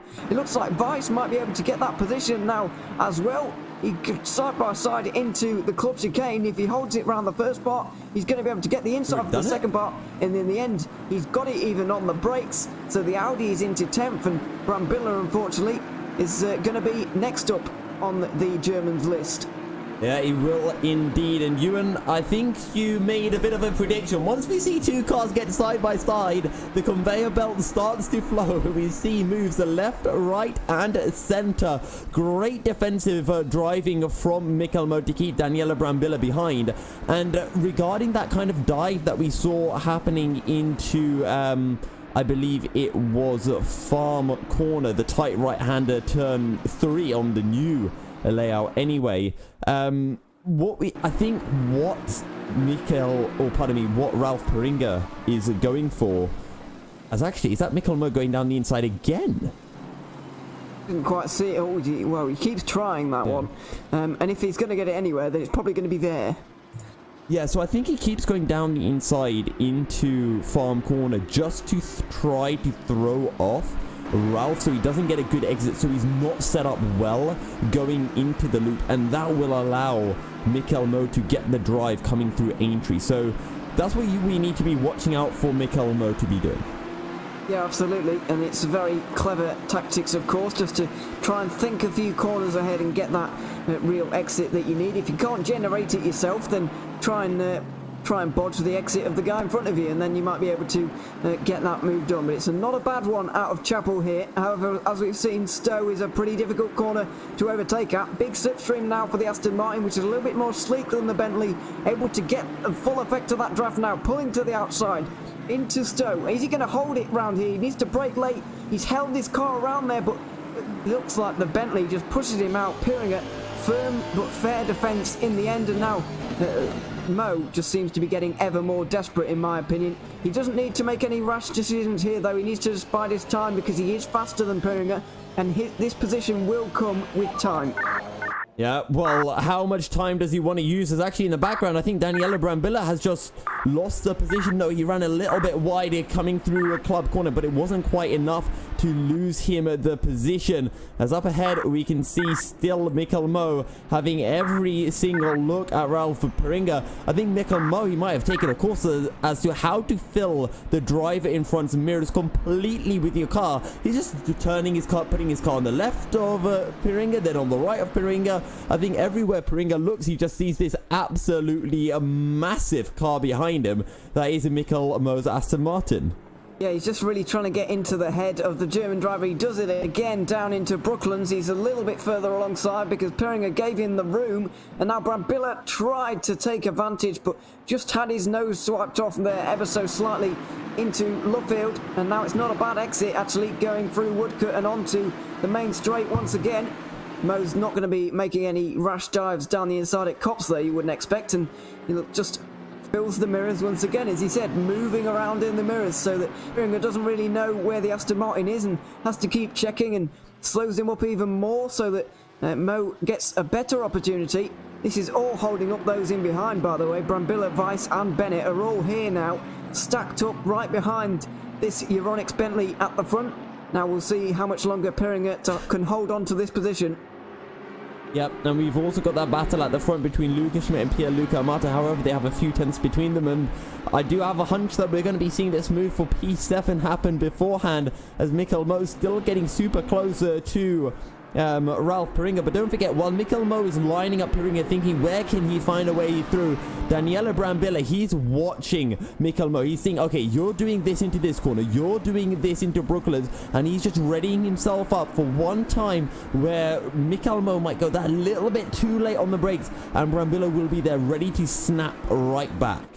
Yeah, he will, and as I keep saying, the train is just going to keep going when he's offline like that. It's hard to get back in line. It's a little bit like a NASCAR race on one of those short ovals, you see. When someone's out the line, and off there for the Bentley. A big spin for Ralph Peringa. Brambilla's going to get 2 positions out of that one. Weiss is round the outside through the loop, and he's going to get that position as well. Mikkel Mo actually loses a position out of that. He could lose another one with Sean Bennett, who's going to get down the inside. That is a disaster for Mikkel Mo. Not only has he earned himself a probable penalty, but he's also lost a couple of positions, a few positions, as he lets Peringa back through. So he might avoid a penalty, but race control might not look down on him very nicely, and they still might give him one.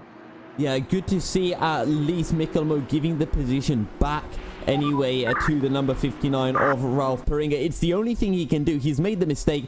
He's tried to make amends, but there's not going to be anything he can do to give him, you know, all of those positions back. And now they find themselves down in 10th and 11th with a lot of work to do. Will be interesting to see what the stewards' verdict on that incident is. No punishment because he gave the positions back. There will be no punishment for Mikkel Mo as he redressed the position.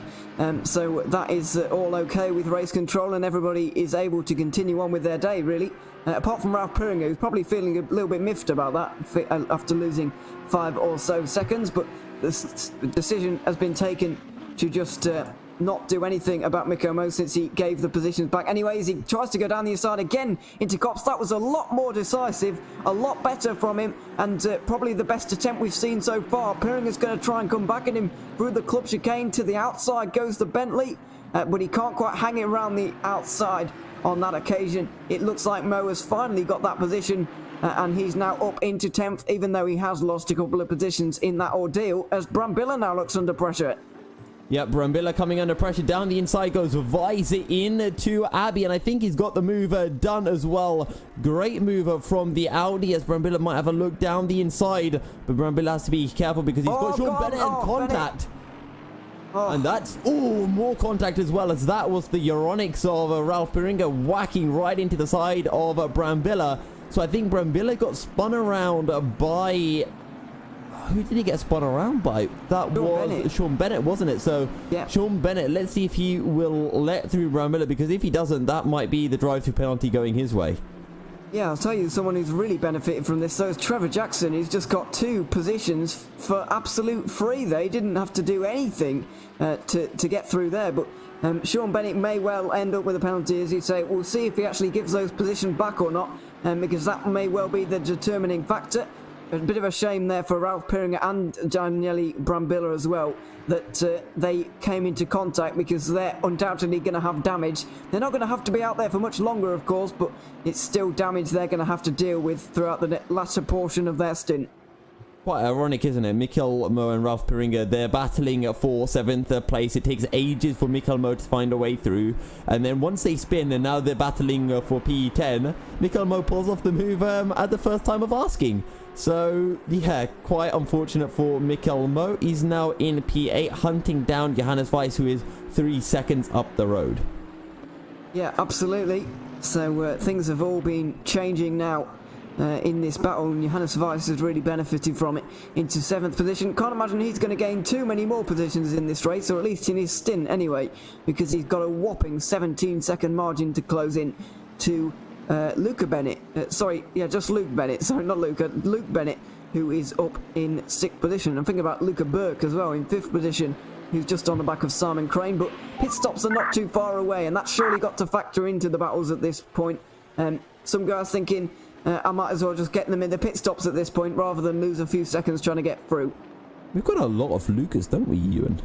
We do, actually. Well, I mean, Lucas Schmidt, Luca Burke. Oh, yeah. And I mean, as far as I'm concerned, Pierluca Amato. I think it should definitely be Luca Bennett. Yeah, well, it would just make things a little bit easier for us. But it's not a very English name, is it? Monza, because it's Italian, yeah. Possibly, but we'll find out when we get there.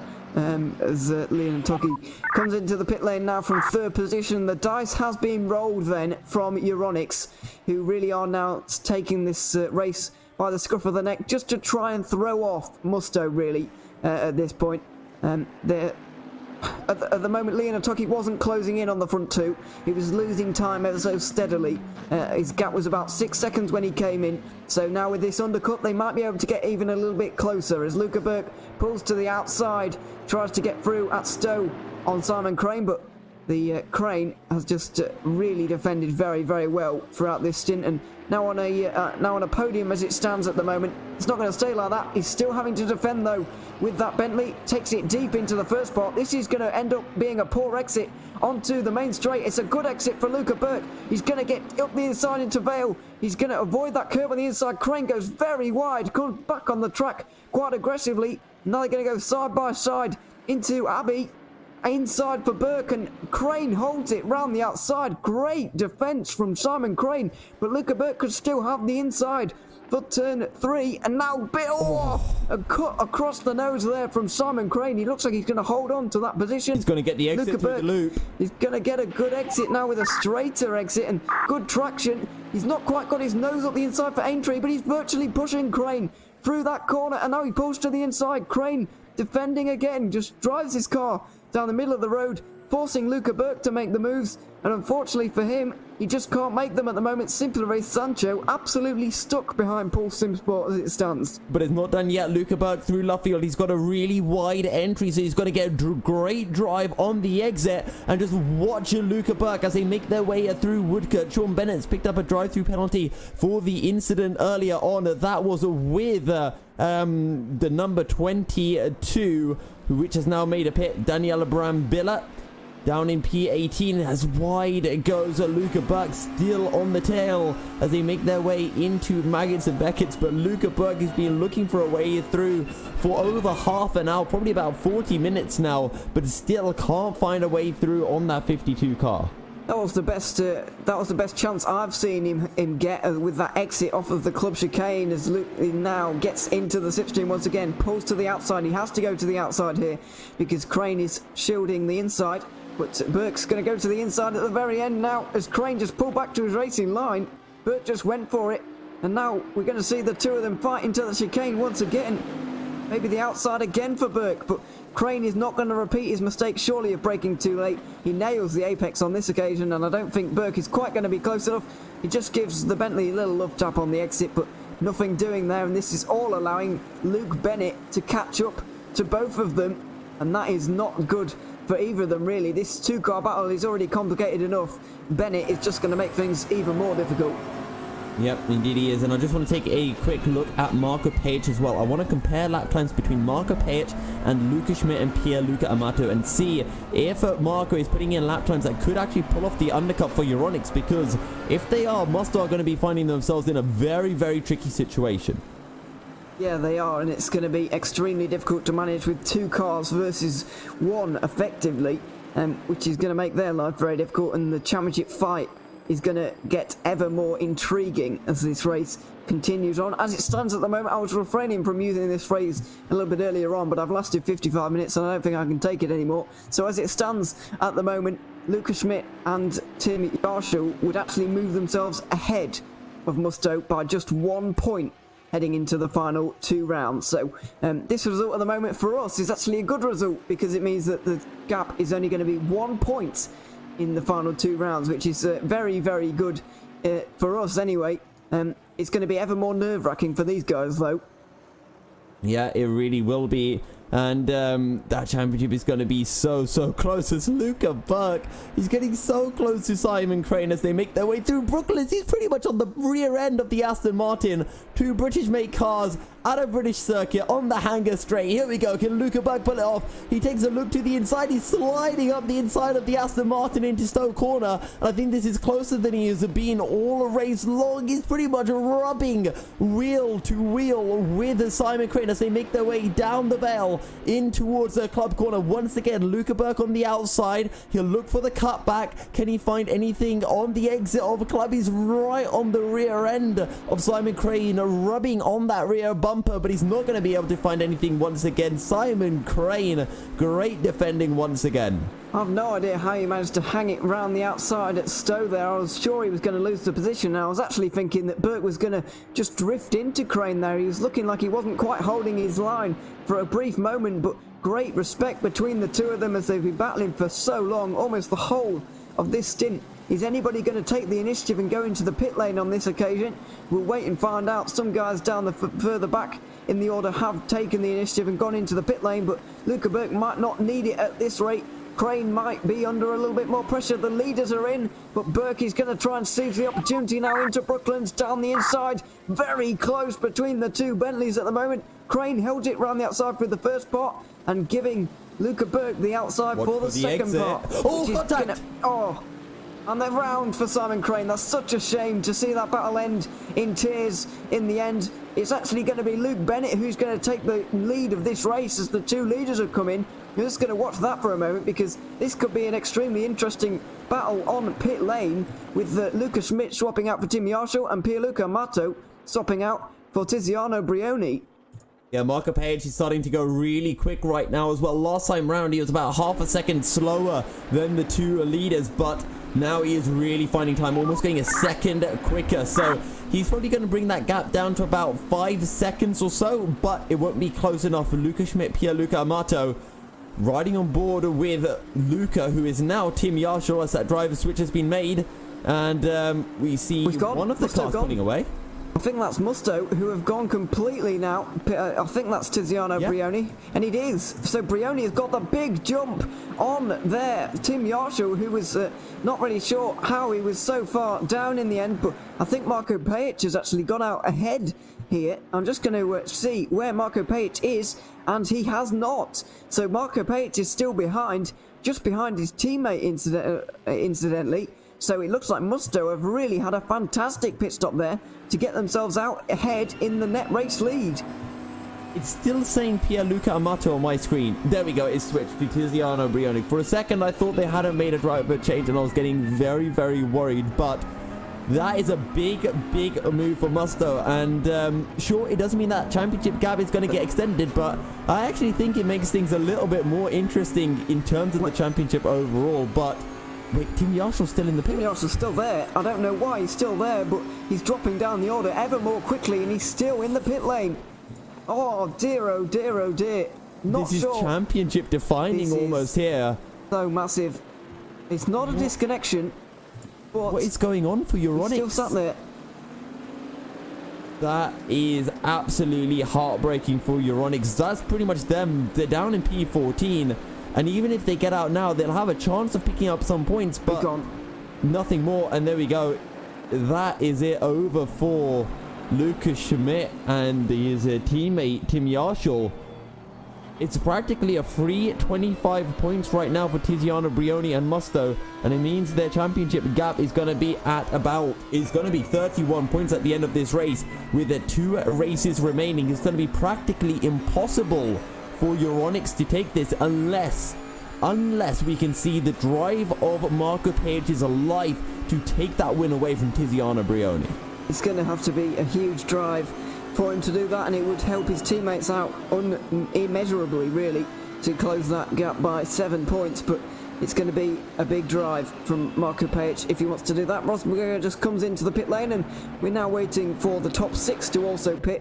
Things are all going to shake out here as we just about to cross over the hour mark. But huge drama here at Silverstone. It was bound to be a championship defining race, and that may have just defined the championship. First with Burst Esport not even managing to get into the race, and now Tim Yarshall and Lucas Schmidt's demise here after 1 hour. Oh yeah, as I said, big drama here at Silverstone. I'm sure the final hour will be filled with as much drama, so don't go anywhere. Please join us after this short quick commercial break. You're watching the GTR24H Sprint Series from Silverstone, and we'll be back with the final hour after this.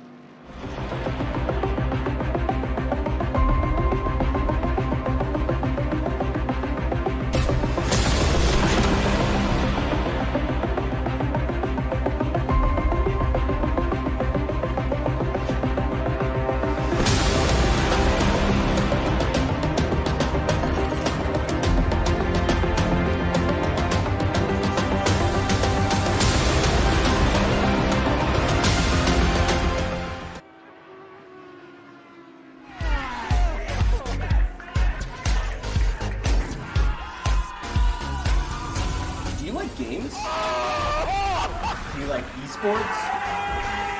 Do you hate watching laggy streams of tournaments on 13-inch screens? Oh my god! Of course you do. But you don't have to worry about that anymore. He has a jump, son!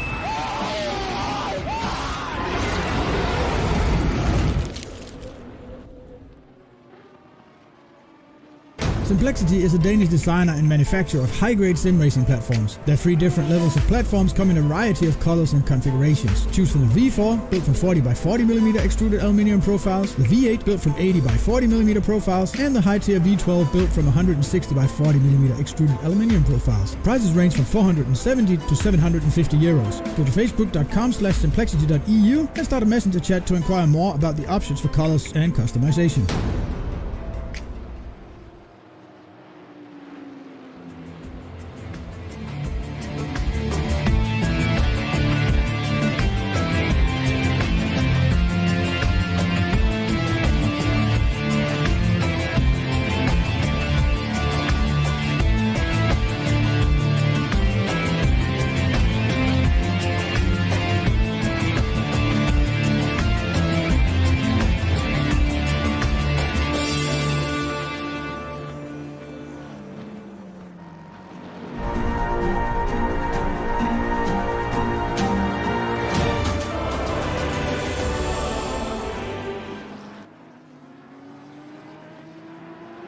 Welcome back to the GTR24H Sprint Series here from Silverstone, where the battle between Simon Crane and Luca Burke is not getting any less fierce, even into the final hour. These two haven't pitted yet, but they're still fighting like it's for the race win on the final lap at the moment, going side by side immediately as we come back from the break. Round the outside for Luca Burke at Abbey would be pretty impressive, but he's actually managed to keep his nose alongside. He's got the inside for the farm curve as well, and now into Village. It's going to be extremely difficult for him to hang it around there, but if he does, he gets the inside for the next one. He's got the cutback, he's going to get the cutback again, and this is what happens at Silverstone. You just get cutback after cutback until the next straight, and that is perfectly executed from Luca Burke. I think finally, after about an hour of trying, I think finally he's done it. An hour of trying and a collision between the two of them, which saw this man Simon Crane spun around. Luca Burke gave the position back, but he's made the move stick this time, and now he is up into what is a P2 on the track at the moment. Yeah, it will not be P2 by the end of all this, though. Let's not forget we are still waiting on 7 of the drivers in the order to actually pit, and one of them just has, actually. Luke Bennett from the actual race lead has pitted to give the race lead to Luca Burke. Obviously in the net race lead is Tiziano Brioni, who's about to take 4th place away from away from Bennett there. the other drivers are waiting for. Obviously, this battle between Burke and Crane, these two haven't pitted yet. Neither is Johannes Weiss, who's going to hand over to Philip Matzik. Trevor Jackson, who's going to hand over to Alessio Puskedu, I think, or Primavera, which I forgot which one it is. It's one of those two anyway. Primavera, okay, and that's what's going to go on there at number 98. Daniele Brambilla has already pitted actually, but he's not changing driver it looks like in this race, so it's another solo attempt for him. And then Jan Brosgaard down the field in the 166 has also got to swap drivers, but it's doubtful he's going to play a main role in this race. But just look at the way that Luca Burke is now flying away from Simon Crane. You can just see how much quicker he actually was than the Paul Simsbrook car. Now that it's really becomes apparent to us, but he really was stuck behind Crane there, and it just shows how difficult it is to overtake, even with that kind of pace advantage that Luca Burke has got right now. He just couldn't get through. He was really struggling. Yeah, and this is going to be absolutely huge as well for Simply Racers Ancho. They're going to be getting a whole chunk of points. It's going to be Mike Epps who jumps into the car for Luca Burke, we assume, when they do make their stop. And don't forget, they're going to be hunting down, well, it was Luca Bennett who was in the car and pitted recently. I'm not quite sure who has jumped in. It's Matt Webb, isn't it? It is Matt Webb, yeah. Driver for the number 7 Bentley. So he's in 7th place as well right now, which has got a pleasing look to it at the moment. Stay in 7th. Yeah. He's not going to, but I wish he did as well. As Simon Crane just comes into the pit lane, having been overtaken and been probably as annoying as possible to Simply Racers Ancho, finally comes in to hand over to his teammate, which is Miles Dixon, of course. Yep, but I want to take a look at this man, John Munro for Simply Race Ancho, because Ross McGregor had an oh, wow! Well, that was impressive. Very impressive. Round the outside, fresh tyres, but so do both of them. John Munro is absolutely flying. And remember, Ross McGregor qualified quite high up the order, but had a drive-through penalty after a few laps in for a contact on the opening lap down here into this very corner, sorry, not into Village, it was into this next corner here, into the loop. So they've had to deal with a drive-through penalty, and they are now climbing up the order back into the top 10. So absolutely fantastic stuff for the Simply Race team. Yeah, it's been a good recovery from those guys, from Ross McGregor, who's done the bulk of the overtaking, and now John Munro, who's got most of the lap times and the closing in to do.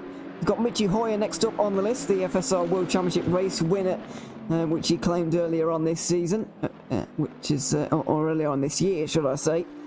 A big breakthrough win for him in that series, and his team actually managed to clinch the team's championship as well, just a few weekends ago at Interlagos. So a man on form, and a man doing very well at the moment as well. Marko Pajic currently in net 2nd place, going to try and disrupt the day of Musto, but he's first got to get past Trevor Jackson, who is actually now being very useful to Tiziano Brioni indeed, because well, he was being useful. He's just been overtaken because he was just holding back that Euronics car just to make Pajic's day a little bit more difficult, so the chances of Pajic catching Brioni just get ever smaller, and that's exactly what Jackson was there to do. Yep, indeed so, and Marko Pajic finds himself about 10 seconds behind Tiziano Brioni at the moment, so I don't know how he's going to catch that. He's got 51 minutes remaining, and that equates to, you know, about not even 30 laps, about 27 laps, so he's got to be finding almost 2 seconds, or pardon me, not 2 seconds a lap, half a second a lap. Yes, he does, and that's a pretty tall order at this point if you think that a lap is roughly 2 minutes in the race. Sometimes a little bit more, but often a little bit less than 2 minutes. Probably going to get 26 laps in, maybe 27, which is, yeah, if he does half a second a lap, then he'll be there in good time to make a bit of a move on Tiziano Brioni, as Trevor Jackson also comes into the pit lane. So when these guys cross through the sector time for the first time, in Sector 1 should I say, then things are going to be all normal again. So Brioni is going to take the race lead. Marko Pajic is going to be here in second, I'm going to see where Luca Burke comes out, or whoever Luca Burke is swapping for. He was going almost a second a lap quicker than what the number 7 of Matt Webb was doing. He was putting in the 59, so it was a very, very quick pace from Luca Burke, but I don't know if it was enough to catch up the deficit that he had got after that spin due to the contact with Simon Crane earlier on. I'm trying to look to see what that Bentley is in the background. I think it could be Matt Webb in the background here for Dan Kell, and it is. So Dan Kell has actually managed to get out ahead there of Matt Webb, mostly down to the work that Luca Burke did at the very end of that stint, and that's a great drive from Luca Burke to be able to manage that. But look at Miles Dixon. He's teleported 3 seconds ahead of both of them, so they've had an incredible pit stop down at Pulse and jumped both of them. So this battle for the podium just got very, very interesting indeed.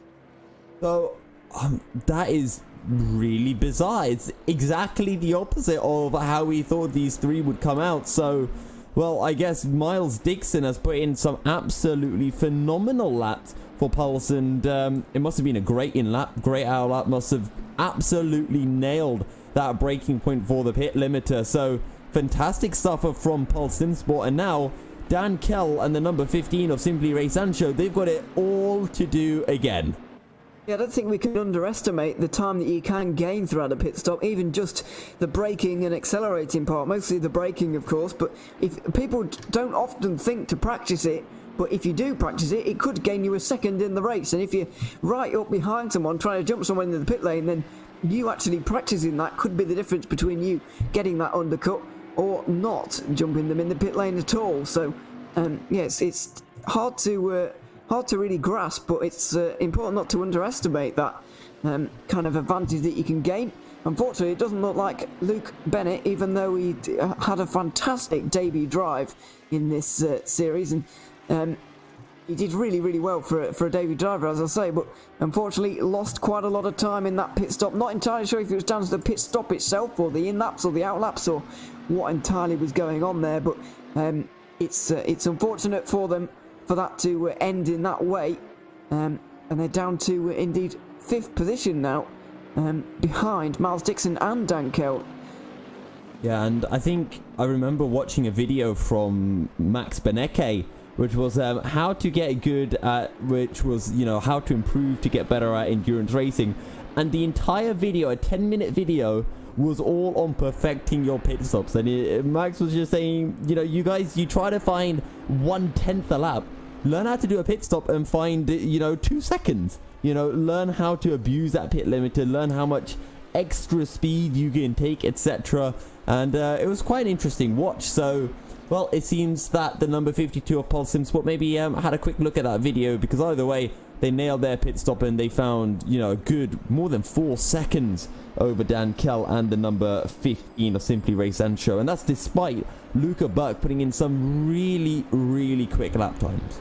I didn't think we were allowed to condone abusing the pit limiter actually on stream, but yeah, everyone knows about it now, and there's going to be widespread cheating next week when or the week after. Isn't it going to be great to see loads of people getting drive-through penalties for going? When they do that, yeah, there'll be drive-throughs galore, because everyone's trying to do this pit stop glitch. You can call it abusing or you can call it cheating, but at the end of it, it's a simulation, and you have to understand, you know, how far can you go on track limits, you know, how much can you push this track limit before you get a warning, and it's every little thing that you have to find, and that's what makes a racing driver at the end of the day. You're finding every single little thing that can find you that time, and it doesn't matter whether it's, you know, how quickly you can go on the start finish line, you know, working out how long it takes for the lights to go green, to, you know, working out how much extra speed you can carry above that, you know, that pit limit.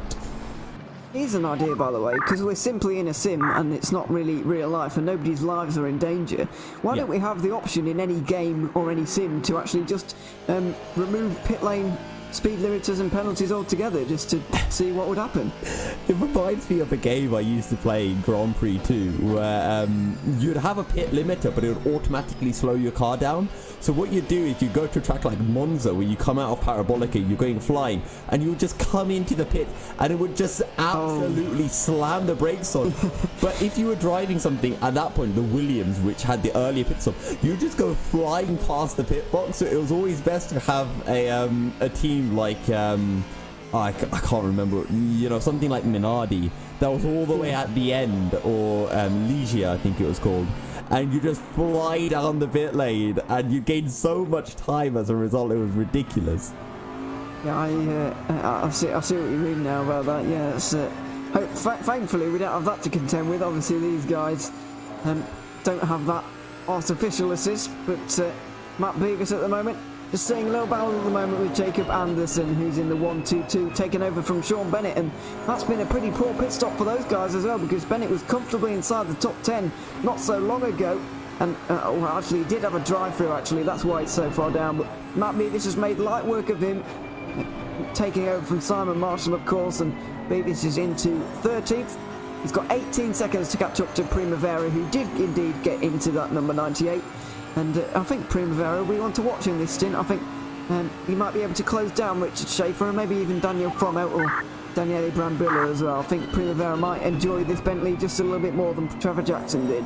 Yeah, well, Primavera Muster, they need to find points. They're currently sitting 4th place in the championship, and there is that massive battle for 4th. And at the moment, you know, they're going to get passed not only by Marko Pajic and the second Euronics team, but also by probably both Simply Race teams at the moment, because, you know, both Dan Kell and now John Monroe, they're starting to have really good races.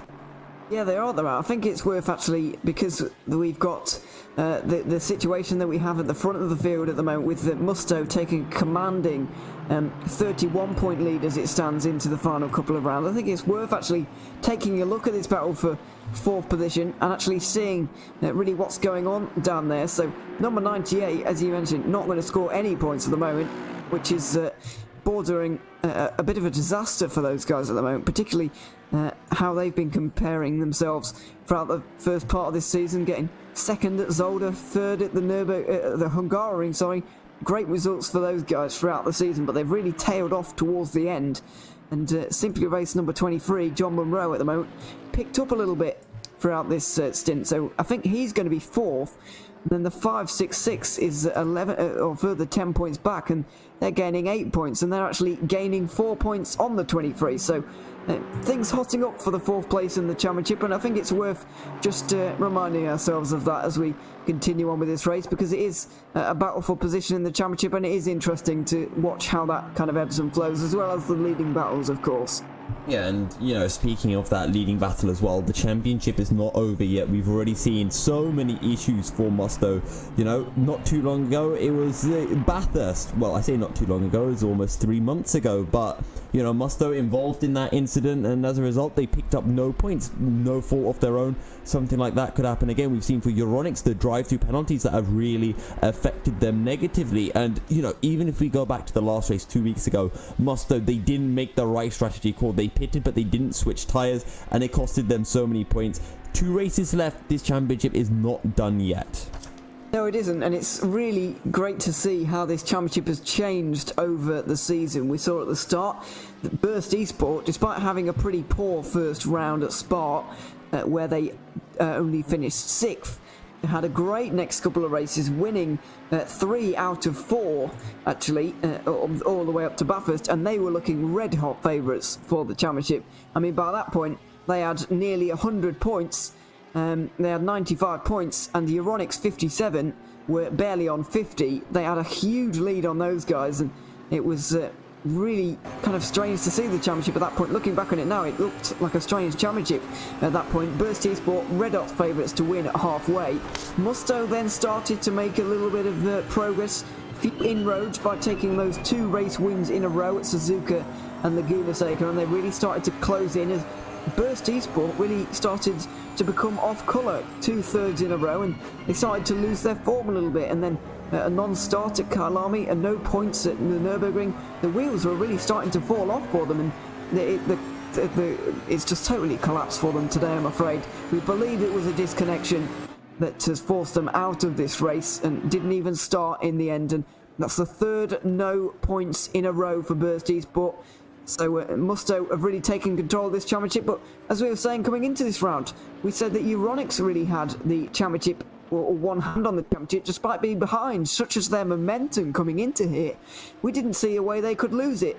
Unfortunately for them, they've found a way, and it looks like it's back in the hands of Musto again. So it's just crazy to see how it's changed so much. I'll just say, for fairness sake, they didn't find a way to lose it. I don't think... We don't know what happened, actually. I would like to give them benefit of the doubt until we have confirmation on it, to be fair. But yeah, maybe they did make a mistake in the pit stop. Either way, something happened in that pit stop, and it has really negatively affected Euronics. I guess, the positive is that we do still have a very close battle for second place in the championship, with second and third picking up no points. Yeah, we do, and yeah, Yusuf's just trying to really make up to Tim Yarshall after saying those bad things about him at the Nürburgring, where he really ripped into him very badly, and so he's trying to make it up to them by giving the benefit of the doubt, basically. If it was Tim Yarshall who was out in the first stint, I would have said that he did something wrong, and he didn't make the right settings. Well, he still could have done something wrong with the driver change, but I know you're just being nice to see you don't get slapped if he sees you at any point, just protecting yourself a little bit there. But there you go. Anyway, moving on. To be honest, I think what actually happened there was Lucas Schmidt knew Tim Yarshall was going to get a drive-through penalty for hitting Tiziano Brioni, so he just said, you know what, we're not even going to go back out now. Wow, big statement. Pew pew, shots fired. Yeah, I hope you know at home that well, I'm joking anyway, I hope Yusuf is, to be honest, but maybe. well, anyway, I just don't want any angry abuse after this, purely because of what you said. But anyway, we'll move past what has gone on. Full responsibility for the flame that occurs on the stream. Yes, it's all directed at Yusuf and not on me, because I didn't do it, basically. Anyway, battle for sixth going on at the moment. Philip Matzik versus Michi Hoyer, closing in just a little bit. Hoyer actually took 5 attempts in the last sector out of Matzik, so he is flying at the moment, taking over from Mikko Mo, and he's actually got 7 attempts over the German in, well, they're actually both German, but he's got 7 attempts over Matzik in that lap, so it looks like we've got a battle coming on pretty soon. 1.7 seconds between them, and this is the closest battle going on at the circuit, apart from Primavera versus Schaefer, which is also kind of shaping up into a nice little battle as well.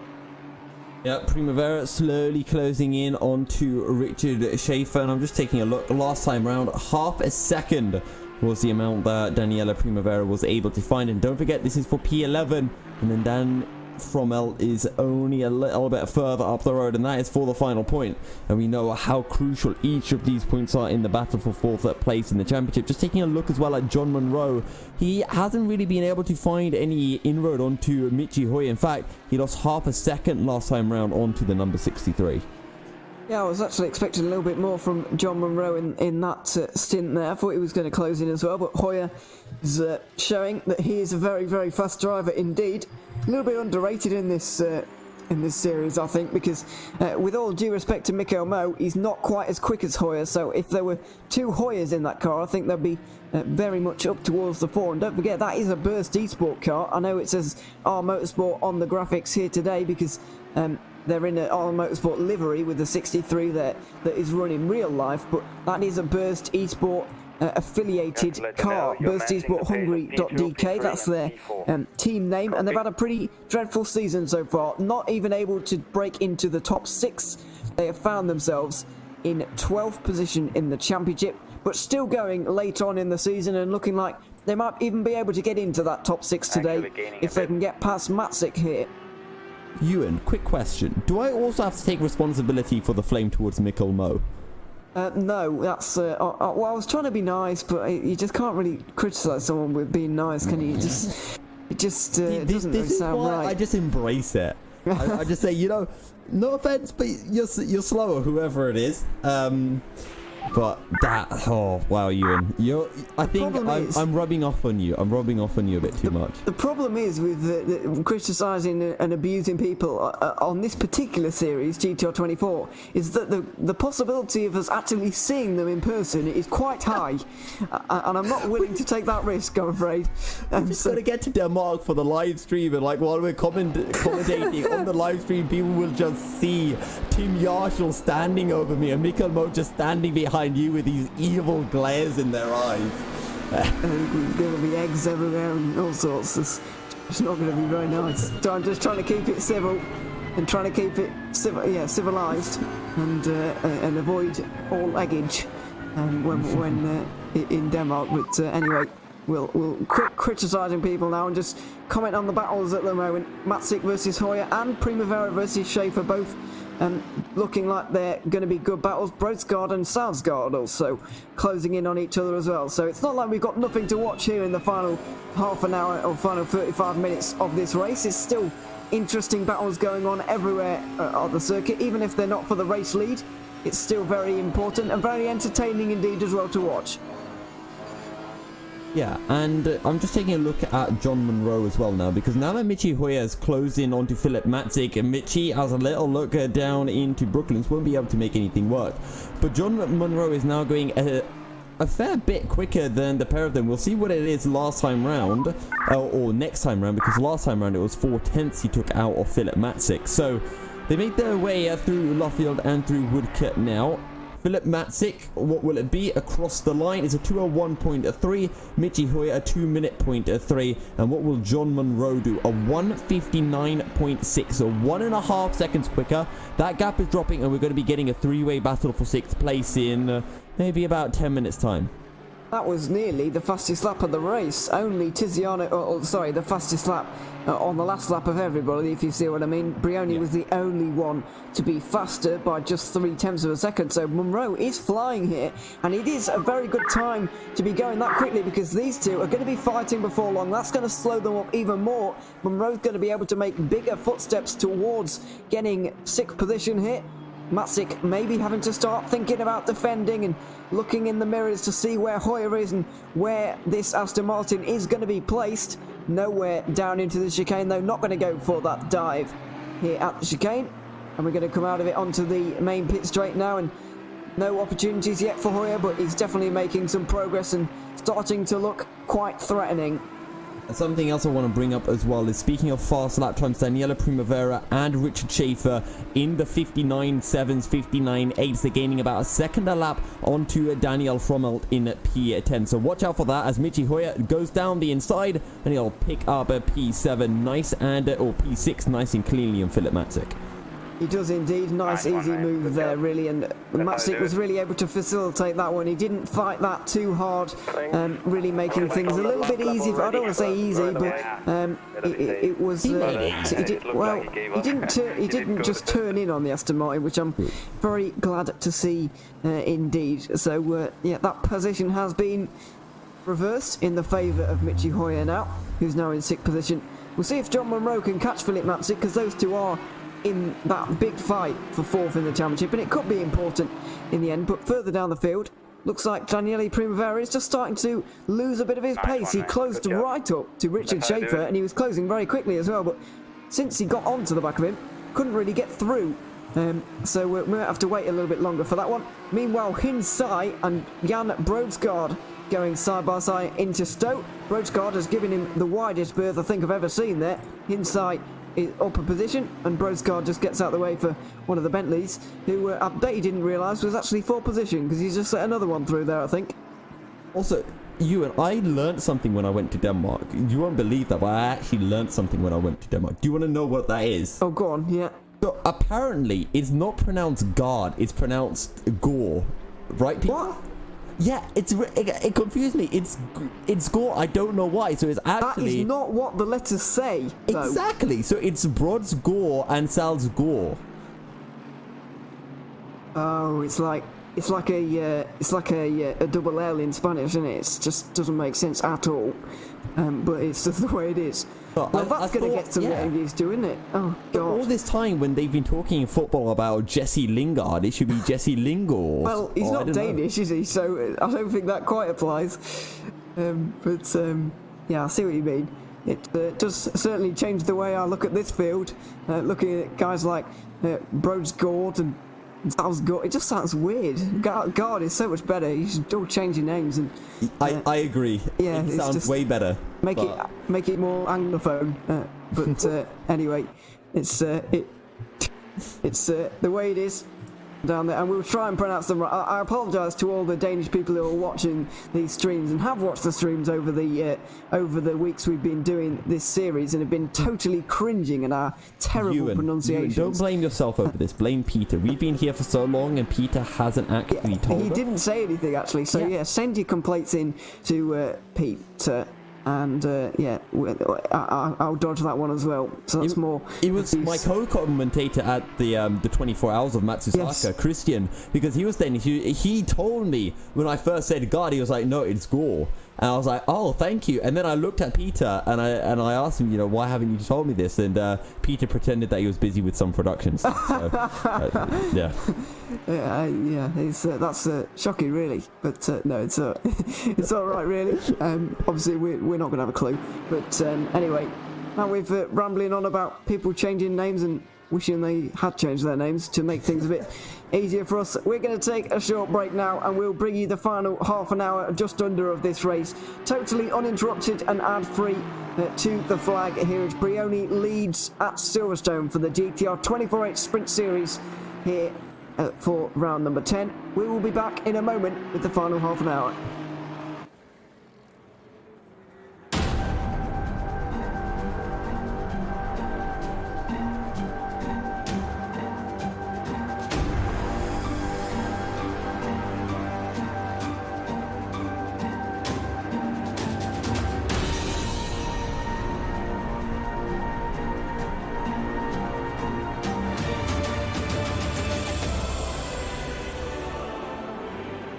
Simplexity is a Danish designer and manufacturer of high-grade sim racing platforms. Their 3 different levels of platforms come in a variety of colors and configurations. Choose from the V4, built from 40 by 40mm extruded aluminium profiles, the V8 built from 80 by 40mm profiles, and the high-tier V12 built from 160 by 40mm extruded aluminium profiles. Prices range from 470 to 750 euros. Go to facebook.com/simplexity.eu and start a messenger chat to inquire more about the options for colors and customization.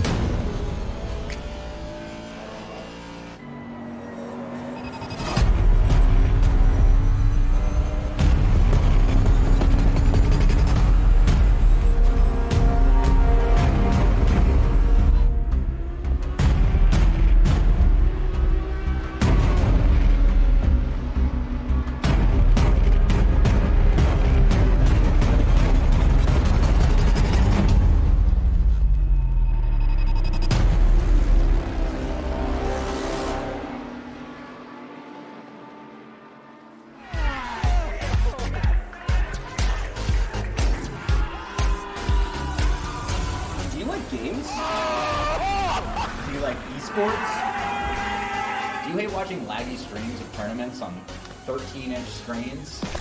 Oh my god! Of course you do. But you don't have to worry about that anymore. He has a jump, son!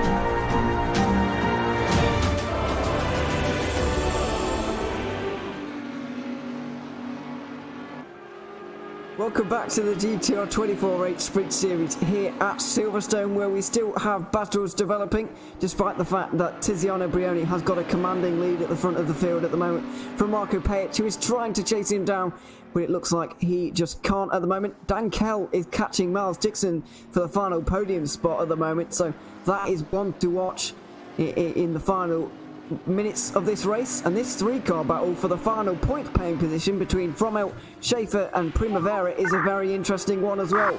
The Audi now tucked right in behind the Bentley, and it looks like we're going to get a battle immediately after the ad break as Schaefer pulls to the outside now, tries to go right round the outside, but Frommel is not going to let him do that very easily. He pushes him off the circuit ever so slightly. Schaefer stands his ground, bit of contact into the chicane. Primavera's going to try and take advantage of this now and get the cutback on both of them. It looks like the 59 could be in the way though. He's going to try it. He's got up the inside of the Bentley. Can he get up the inside of the Audi? Oh, he's made contact and they're both around. They're all off the circuit. Oh, dearie me. Who's going to come out on top of this one? They're both in the wall on the left. It looks like the Bentley on the very left at the pit wall is going to actually continue on the lead in this. That was a very, very strange incident. Schaefer didn't really realise that he had a Bentley of Primavera up his inside there. He just kind of turned in, and it was a very similar incident to what we saw at the British Grand Prix not a few weeks ago. I'm sorry. That was just rather entertaining because Primavera went down the inside of Schaefer and they both made contact. They synchronized spun, and then Dan Frommel just had nowhere to go and just smacked into the side of them. It was just rather comical. You just needed the clown music to be going, but there's still pretty much nose to tail as they make their way here through Luffield, and it's Dan Frommel who's back in the lead ahead of Primavera and Schaefer. So this battle for P10 is not done yet. Thankfully, no one has come out of that too badly. No, they've actually nearly come out in the same position as they were before, and Schaefer's just lost one, so Primavera has actually gained a position out of that little altercation, and he's actually closer to Frommel than he would have been if he hadn't have done that. Although he did get past Frommel, I guess, but it's not really the fault of the Euronics driver because he was a bit of an innocent bystander in that one, as he said, and it just really took me by surprise, actually, that one. I really thought Schaefer had seen the Bentley up his inside there, but he didn't, and as you said, they all went spinning in the end, all off the road, and it was a battle of who could recover fastest. In the end, Frommel actually managed it, and now we're on to the Hangar Straight once again, through Stowe, where it all kicked off last lap, but I have to say, Frommel's defending through Stowe was quite aggressive, possibly over-aggressive as well, actually, because he pushed Schaefer completely off the road, and he was forced to go onto the tarmac on the left on that corner. Yeah, he was indeed, and Schaefer, he's right on the back of Primavera. We're not going to be able to find anything through.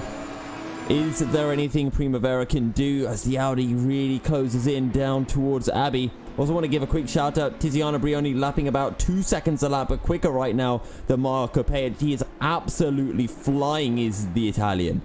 He really is. 25 seconds his lead at the moment. Pajic was a threat actually to take that lead a little bit earlier on, but he's not. And around for Frommel again. Primavera has stuck his nose up the inside. Frommel has turned in, it looks like, and now Primavera has not actually gained or lost any positions, but Schaefer is going to say thank you very much for the final points paying position, and Daniel Frommel is going to be very, very miffed about that one indeed. I'm afraid that 59 car, the oldest pairing of the Euronics guys, even though they've only got a combined age of 44, they're still the oldest of that three. They've had just terrible luck throughout this season, and they are now back to 12th. Doesn't look like they're going to get any points in this race either. No, it does not. So, I mean, Schaefer's going to be happy about that one. Back up into P10. Is there anything Daniela Primavera can do to close up back in onto Schaefer? He's back within a second. I tell you what else. John Monroe has closed in onto Philip Matzik, who has been passed by Michi Hoyer. I think we missed that one happening. I think it was a couple of laps ago. So John Monroe still in the hunt for P6 in the race. He is, and that could turn into a three-car battle if Hoyer really loses a bit of pace later on. But at the moment, this battle for third looks very, very interesting indeed. between Simply Race Sancho and Pulse Simsport. Pulse going for their second podium in 3 races, which will be fantastic for them. And Simply Race Sancho, albeit with a different car, they're going for their second podium in 2 races. So a double podium on the line here for Simply Race, even if they are from different teams. The 15 looks like they're trying to get it. On this occasion, it was the 23 who managed it with John Munro and Ross McGregor last time out at the Nürburgring, where it rained and poured indeed. Fortunately, the British weather has held off here today. It's actually beautiful track conditions out there at the moment. 25 degrees this late into the evening is what I'd like right now, but it's unfortunately it's not really happening here in Britain this summer. But as it turns to autumn as well. 45 degrees. 25. I might have said 45, but I meant 25. I knew what I meant, but nobody else did. As they go down into Stowe. But yeah, this battle for the podium is going to be really, really on here. And if the battle between Burke and Crane is anything to go by, then this is going to be sensational to watch. I think if Burke and Crane's battle is anything to go by, I think Dan Kell needs about 3 times the amount of time that he currently has to make this move work. Yes, it did take him a very long time, actually, didn't it, Luca Burke? Primavera has a drive-through penalty. He does. We can only presume that's for one thing in the end. Spinning Daniel Fromell, yep. Unless it's for Schaefer. Maybe he's got 2 drive-through penalties, who knows? Well, possibly. I think he did definitely turn in on Schaefer. But I don't think that's going to be given a penalty. It definitely wasn't as clear-cut as the one by Fromell. Schaefer might even be given a drive-through for the Primavera incident, even though I don't think it was his fault. It just depends how the race control really view it. Here. Nobody's in there to argue with it, so I think they've just accepted their fate down there at Musto. Doesn't look like they're going to get any points. And an interesting fact, by the way, about Dan Fromell's 59 car, they've not scored any points since Spa, which was the first round. Yeah. That's not good at all. But the thing that makes it even stranger is that they finished 4th, which is a great result, but they've not scored ever again. So I have no idea. They must have had... I know they've had some really bad luck throughout this season, but I really don't know what's happened to them in these last 9 rounds. They've just not been able to get a single point. No, they have not. Something else I want to bring up is Daniela Brambilla has that number 1 next to his number, which I believe means that he still has a driver change to make. Yep. But so does Jan Brodsgård as well in the 166. But the one that really is curious to me is the fact that Simon Marshall doesn't have one, because he definitely started that race, and we haven't seen Matt Beavis in the car yet, I don't think. We did see Matt Beavis briefly. He was in there briefly, but he's back out again. I'm not sure why, but they did do that driver change because they have made 2 stops in this race, so that's why they're, well, probably half the reason why they're so far down, actually. Well, that would definitely explain it. Simon Marshall said, Micah, get out. And Matt Beavis complied with Simon Marshall's orders. Maybe they're playing a bit of a game of Simon Says, and Simon got his way for obvious reasons. Yes, he did, and he's back in the car there, trying to chase down Brodsgård. No, that's not how you say it, but whatever. He can deal with it. Yeah, whatever it is. In 50, you know that funny. I'm surprised that funny O doesn't have actually a real strange meaning to it. It probably does. Peter will refuse to tell us. He doesn't want to tell us. I think we need to ask our viewers for how to actually pronounce that O. We need outside help for how to pronounce that O with the kind of cross through the middle. Maybe it means that it's not an O at all. They're just put in there for fun. It's not. There's no O in that name at all. Maybe.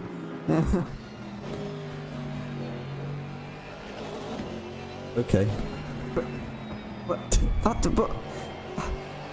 the Danish language. I've learned so many things today.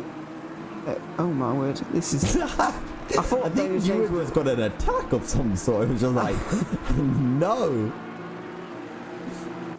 Well, that just doesn't sound right.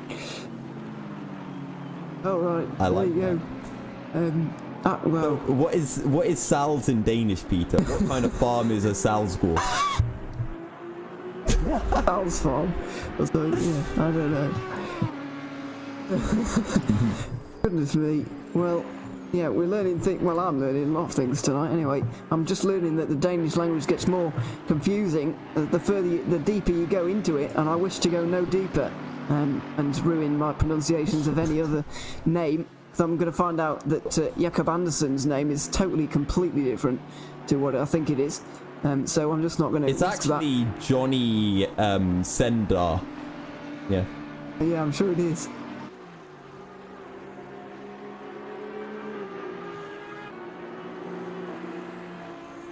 Oh. Okay. Yeah, we're learning things. We're being educational, actually. Yeah.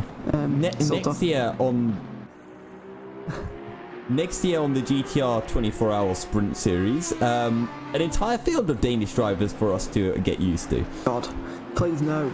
I can't be dealing with that. There's already enough here, and I'm already struggling enough. We don't need any more. As Primavera has come in now to serve his drive-through penalty. Interesting to see where he comes out. Probably behind from out, and he does indeed come out way behind from out, but also way ahead of Andersson, who is 2 laps down at this point. Yeah, indeed he is. All drivers, respect blue flags, respect blue flags. Thank you. Now, Ewan, that was one from Nick Newcomb that we haven't actually heard in a while. I think the last time we heard that was it Kyalami or Laguna Seca? Yeah, one of the two.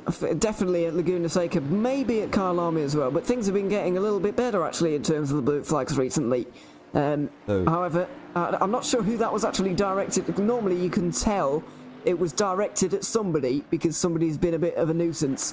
However, yes. Looking up and down the field, I can't, or just watching the cars for the last 15 minutes since we came back from the last tab, I can't actually see anyone who's been a particular menace out there. So maybe that's just a timely reminder for everybody as the important battles ramp up right at the end. I'm not entirely sure. Yeah, maybe it is just a reminder. I certainly haven't seen anything. Oh, that's beautiful. Yes. See, every time Peter does that, I'm not sure if he's only telling us or if stream can hear, so I continued as if nobody else could hear. Oh, okay. Well, that was private information for us. Okay. So I was doing a good job, then I started doing a bad thing. Okay, I've got it. Yeah, it's ignore Peter. Because if he's not going on the stream, then we'll try and talk over it, because otherwise it just sounds weird having a 5-second pause for no apparent reason.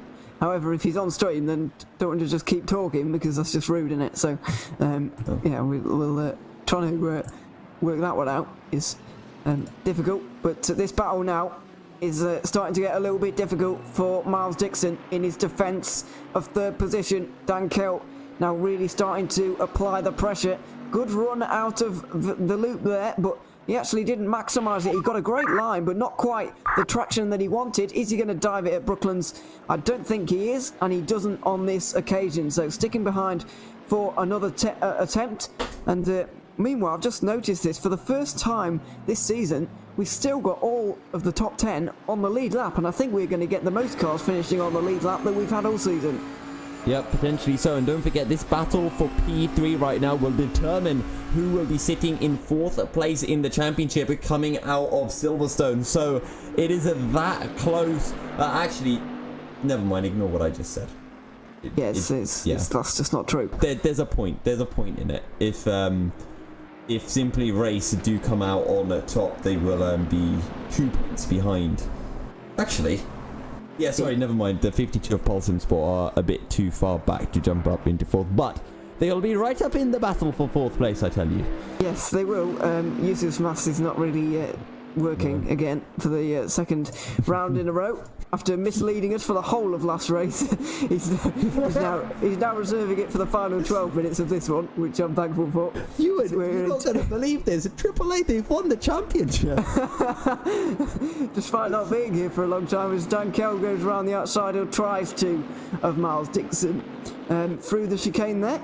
And meanwhile, Matt Webb is being caught pretty quickly by Michi Hoyer and Philip Mapsik, and those three are all closing in for P5 as well. So that battle is one to watch a little bit later on. I'm afraid Luke Bennett did such a great job earlier on. However, Matt Webb has not really been a match for him, has really been dropping back to those around him. He was right on the back of Dan Kell when the pit stops had finally shaken themselves out, and now look, he's 23 seconds behind.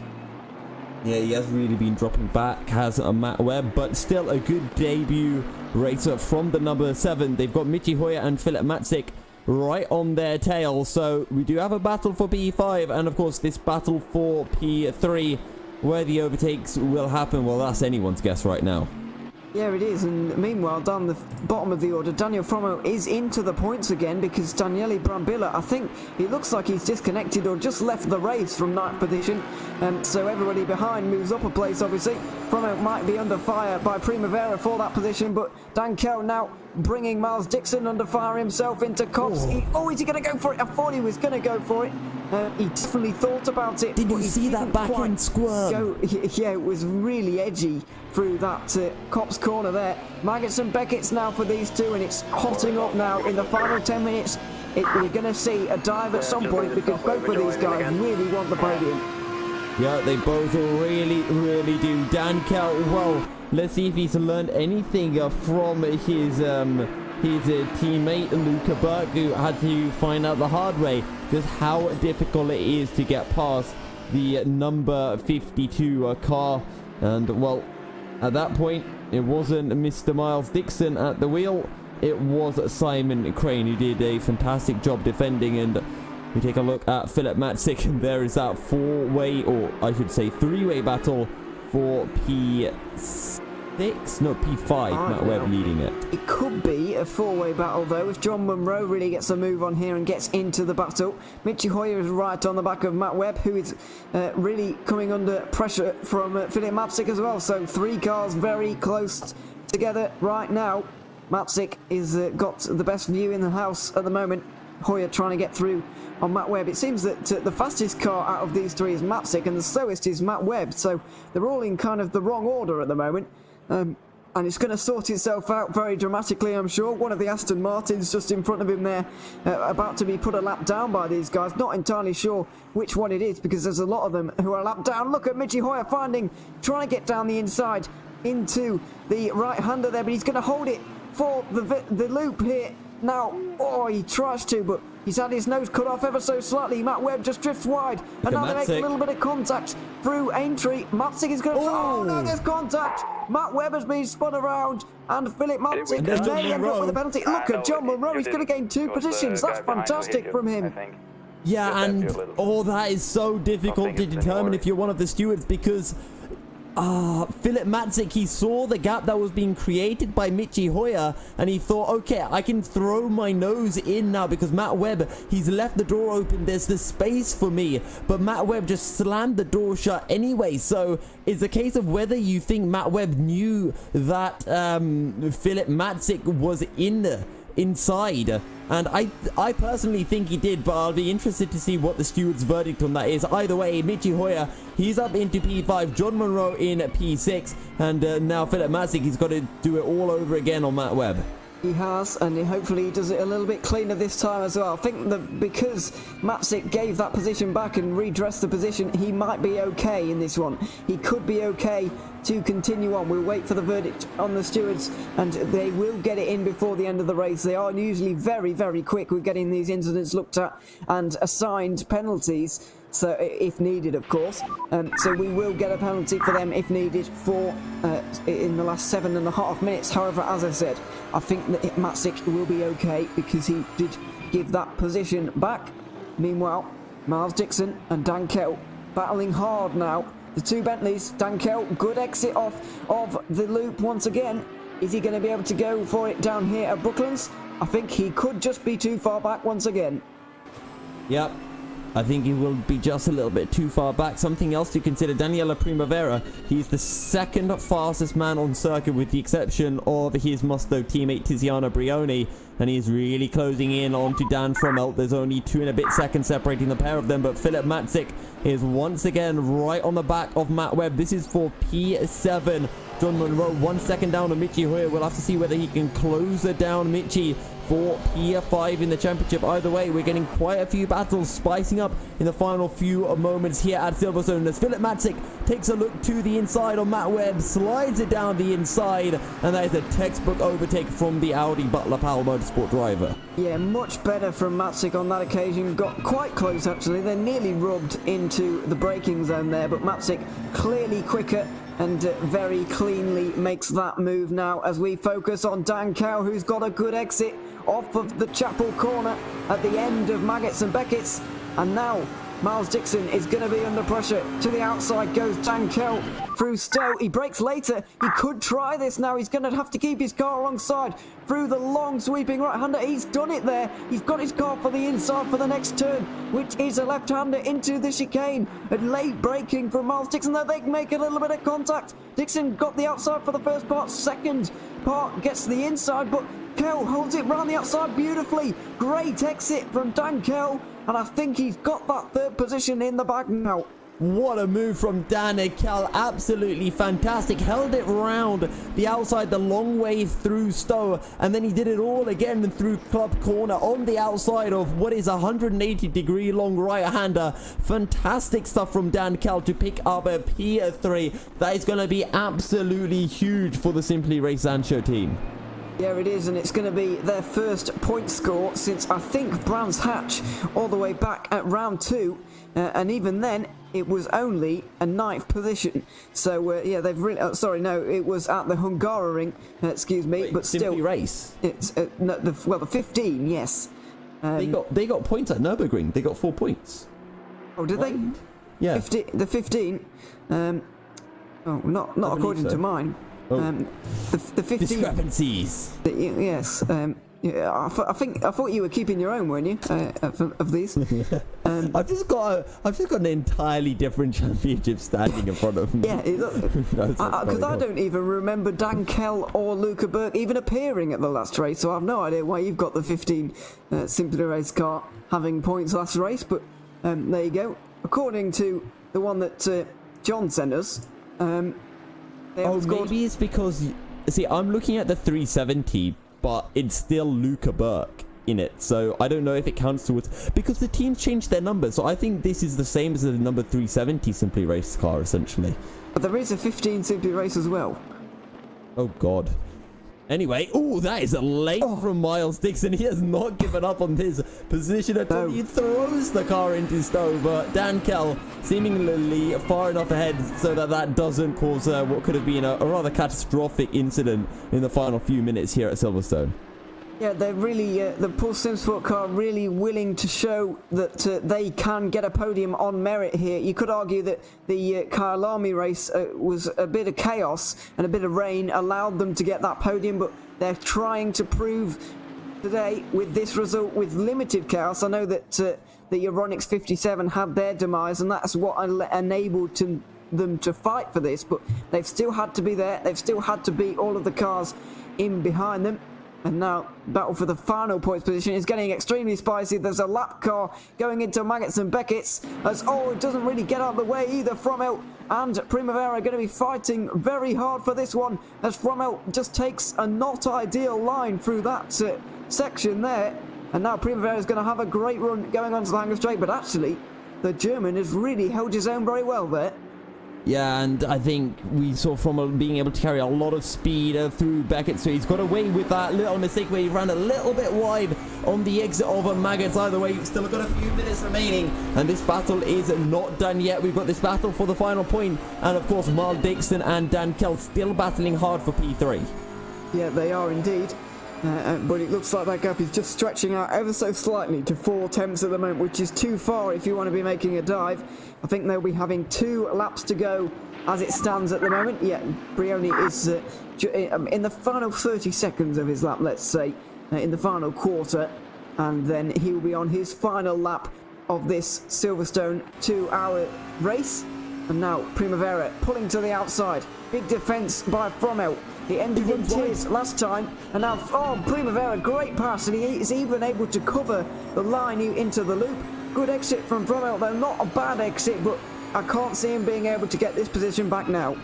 No, I cannot either. So good stuff coming through from Primavera. What's happening up ahead? Matt6 clear in P7. And we are on to the final lap for Tiziano Brioni. It's been impeccable from him.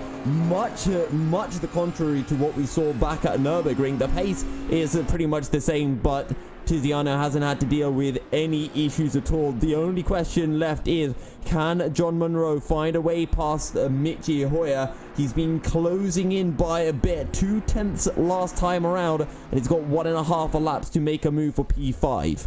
I don't think he's quite close enough at the moment, but he has got this lap and the next one, of course, because these guys are still on the lead lap. They are going to be doing another one after the one they're currently on.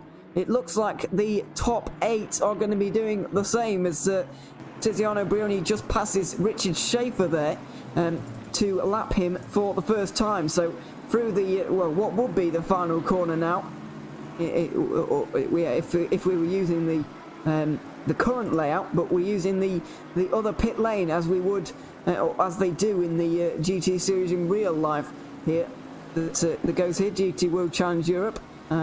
They use that pit lane, but yeah, great win for Brioni, and it could even be a championship clinching win as well. Yeah, Brioni, and this is exactly what Musto needed after the disaster of Nürburgring, after the misfortune at Bathurst. Well, you can't fault them at all. They drove, with the exception of that race start that was slightly questionable. I still have my doubts, but it has been absolutely flawless, especially from this man here, Tiziano Brioni. He hasn't put a foot wrong all race. 58s, 59s all race long, consistently the fastest man on circuit as he makes his way through Luffield to clinch the win. He does indeed. After a terrible Nürburgring race, it's been a sensational Silverstone race for Tiziano Brioni and Musto GT Esports to win round 10 of the GTR24H Sprint Series.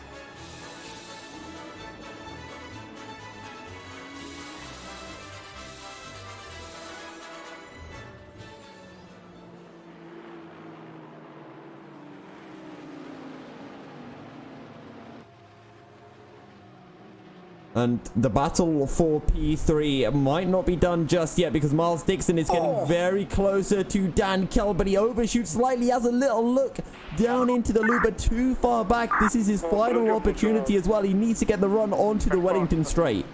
He really does, but I think he's just blown his opportunity there down into the right-handed hairpin at Village. He really went very, very deep into that corner, and he went too deep, really messed up his exit for the next couple, and now he's only got one corner to go to try and get this podium. I don't think he's going to be able to manage it. It's going to be absolutely heartbreaking for Miles Dixon and Simon Crane. Dan Kell and Luca Burke are going to be able to get their first podium, I believe, of this. It certainly is for Luca Burke, who has joined late. Dan Kell gets P3 there, just ahead of Miles Dixon. A great battle all race long between those two. Really glad to see those guys battling so hard and so fair as well throughout that race, but in the end, Matt Dixon just had that opportunity down at Village, but he went too late on the brakes, couldn't get down the inside and blew it all at that corner. Michi Hoyer will take P5 as well, ahead of John Munro. Philip Matzik takes P7 ahead of Matt Webb, who just wasn't able to keep up the good work that we saw Luke put out in that first stint. So that was Luke Bennett. So there we go then. Tiziano Brioni takes the win ahead of Marko Pejic and Dan Kell. Yeah, there's your full race results on the left-hand side at the moment. 8 cars on the lead lap in the end and a 43-second margin of victory. Battles all throughout the race, and they continued right to the flag, of course. We're going to be speaking to a couple of drivers, and if you are a driver watching now, you don't have to have finished on the podium, by the way, to actually get an interview up in here. You can just pop yourself in the green room and we'll bring you up for a interview here in the post-race show, which is coming up after this ad break. That was round 10 of the GTR24H Sprint Series at Silverstone, and we've got the driver interviews coming up after this.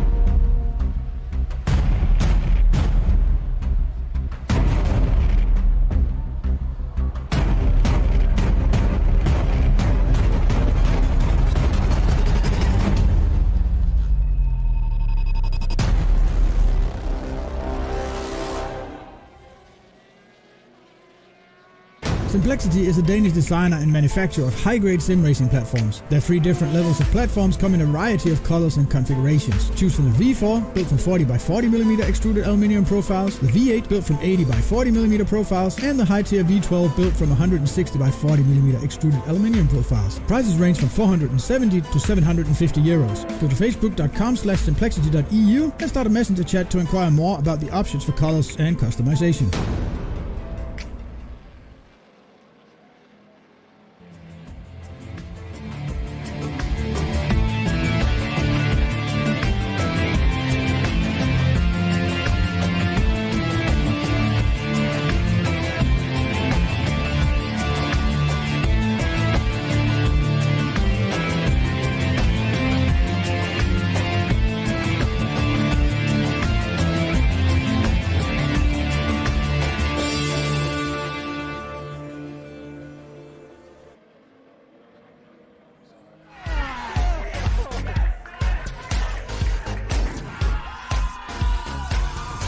Do you like games? Do you like esports? Do you hate watching laggy streams of tournaments on 13-inch screens? Oh my god! Of course you do. But you don't have to worry about that anymore. He has a jump, son!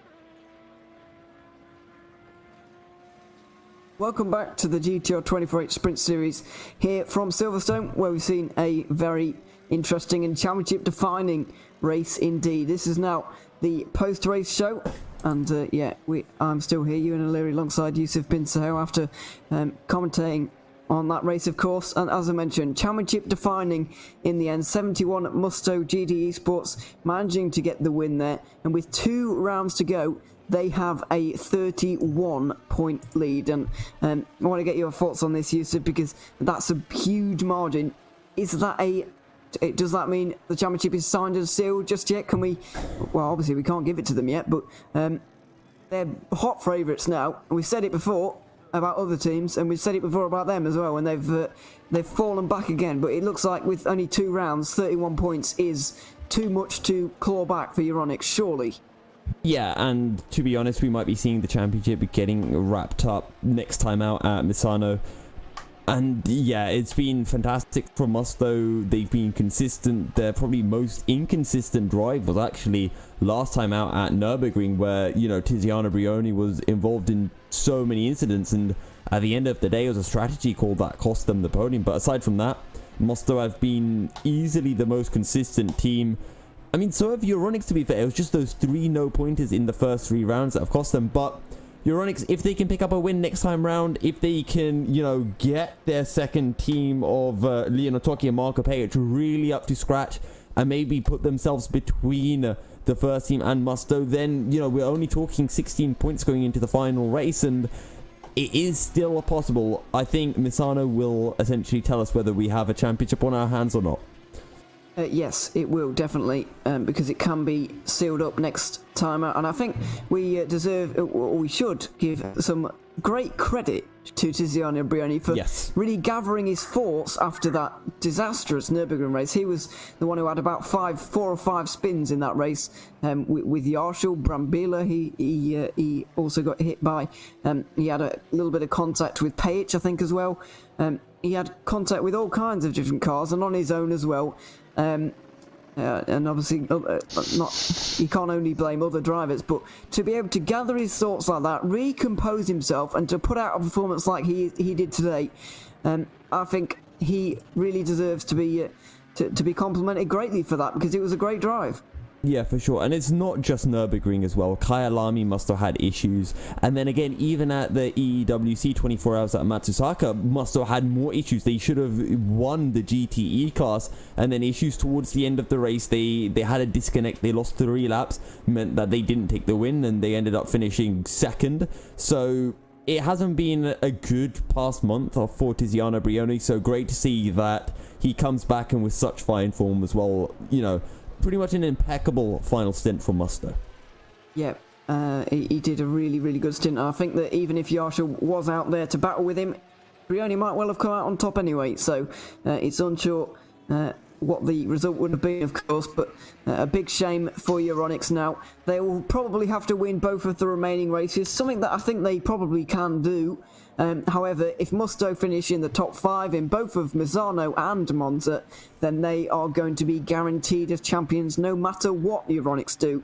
And as you mentioned, Euronics need to gain back 7 points on Musto GD Esports to take it to the final round. So if they win next time out, it will go to a decider, albeit a very long shot at this point for Euronics. It's got to be really, really heartbreaking for those guys after making such a comeback. And if they'd have actually scored points for the first 3 rounds, I don't even think they turned up to round 2 and 3.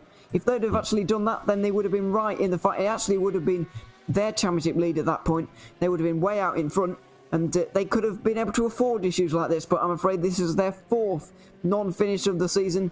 It's just a shame that it's come at such an important moment for them.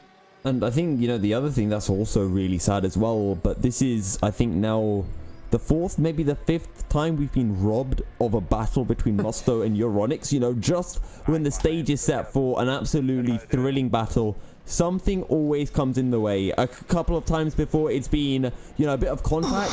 We still had a battle on our hands, but then drive-through penalties have come in, and now this time Euronics, through, well, some issue in the pits, whether it was their own fault or, you know, and just a general game issue, it's yet to be seen. But absolutely gutting that now the championship has spread open as much as it has, but still got a battle for P2 because Burst Esport are still 4 points behind Euronics, and the battle for P4 is still, you know, is really hotting up after a great drive from Leonard Toki and Marco Page sees the Euronics Gaming Team Razor jump up to 4th in the championship. Yeah, there's definitely going to be some very interesting things going on next week, 2 weeks time at Misano. Good battles going on in the championship, and obviously it's not signed and sealed yet for the lead either, so it's definitely one worth tuning in for. And how do you think that is going to play out, because these guys obviously haven't been there on this calendar yet? Round 11 getting towards the end of the season, some weary teams out there. So how do you think the Misano race is going to play out, given what the circuit like and given what the status of the championship is like as well?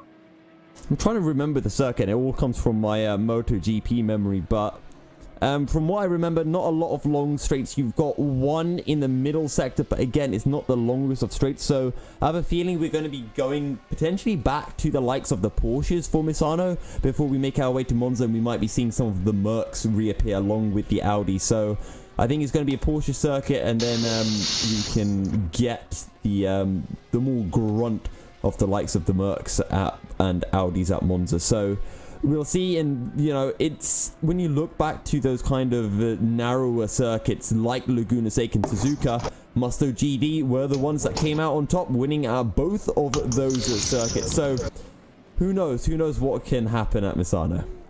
Yeah, absolutely. We're going to find out next time, of course.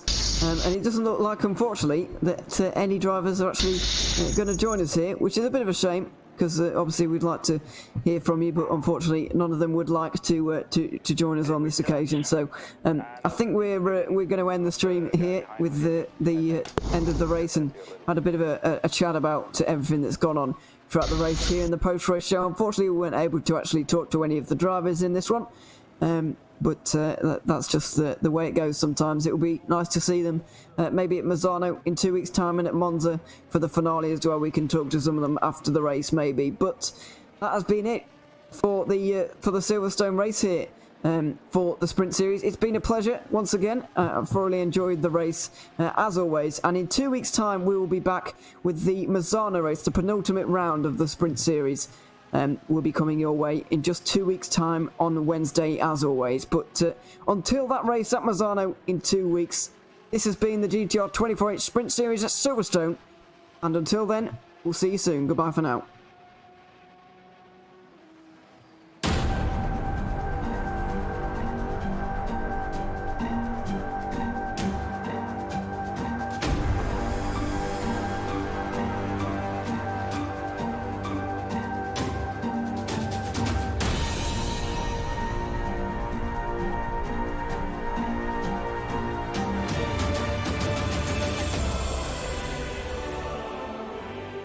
Simplexity is a Danish designer and manufacturer of high-grade sim racing platforms. Their 3 different levels of platforms come in a variety of colors and configurations. Choose from the V4, built from 40 by 40mm extruded aluminium profiles, the V8 built from 80 by 40mm profiles, and the high-tier V12 built from 160 by 40mm extruded aluminium profiles. Prices range from 470 to 750 euros. Go to facebook.com/simplexity.eu and start a messenger chat to inquire more about the options for colors and customization.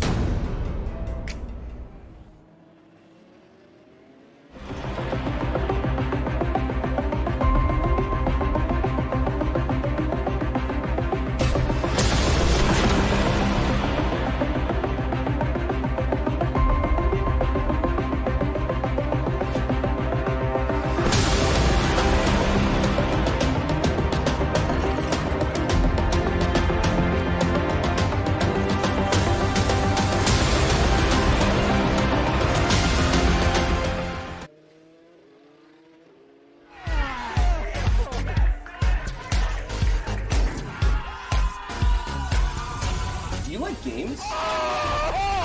Do you like esports? Do you hate watching laggy streams of tournaments on 13-inch screens?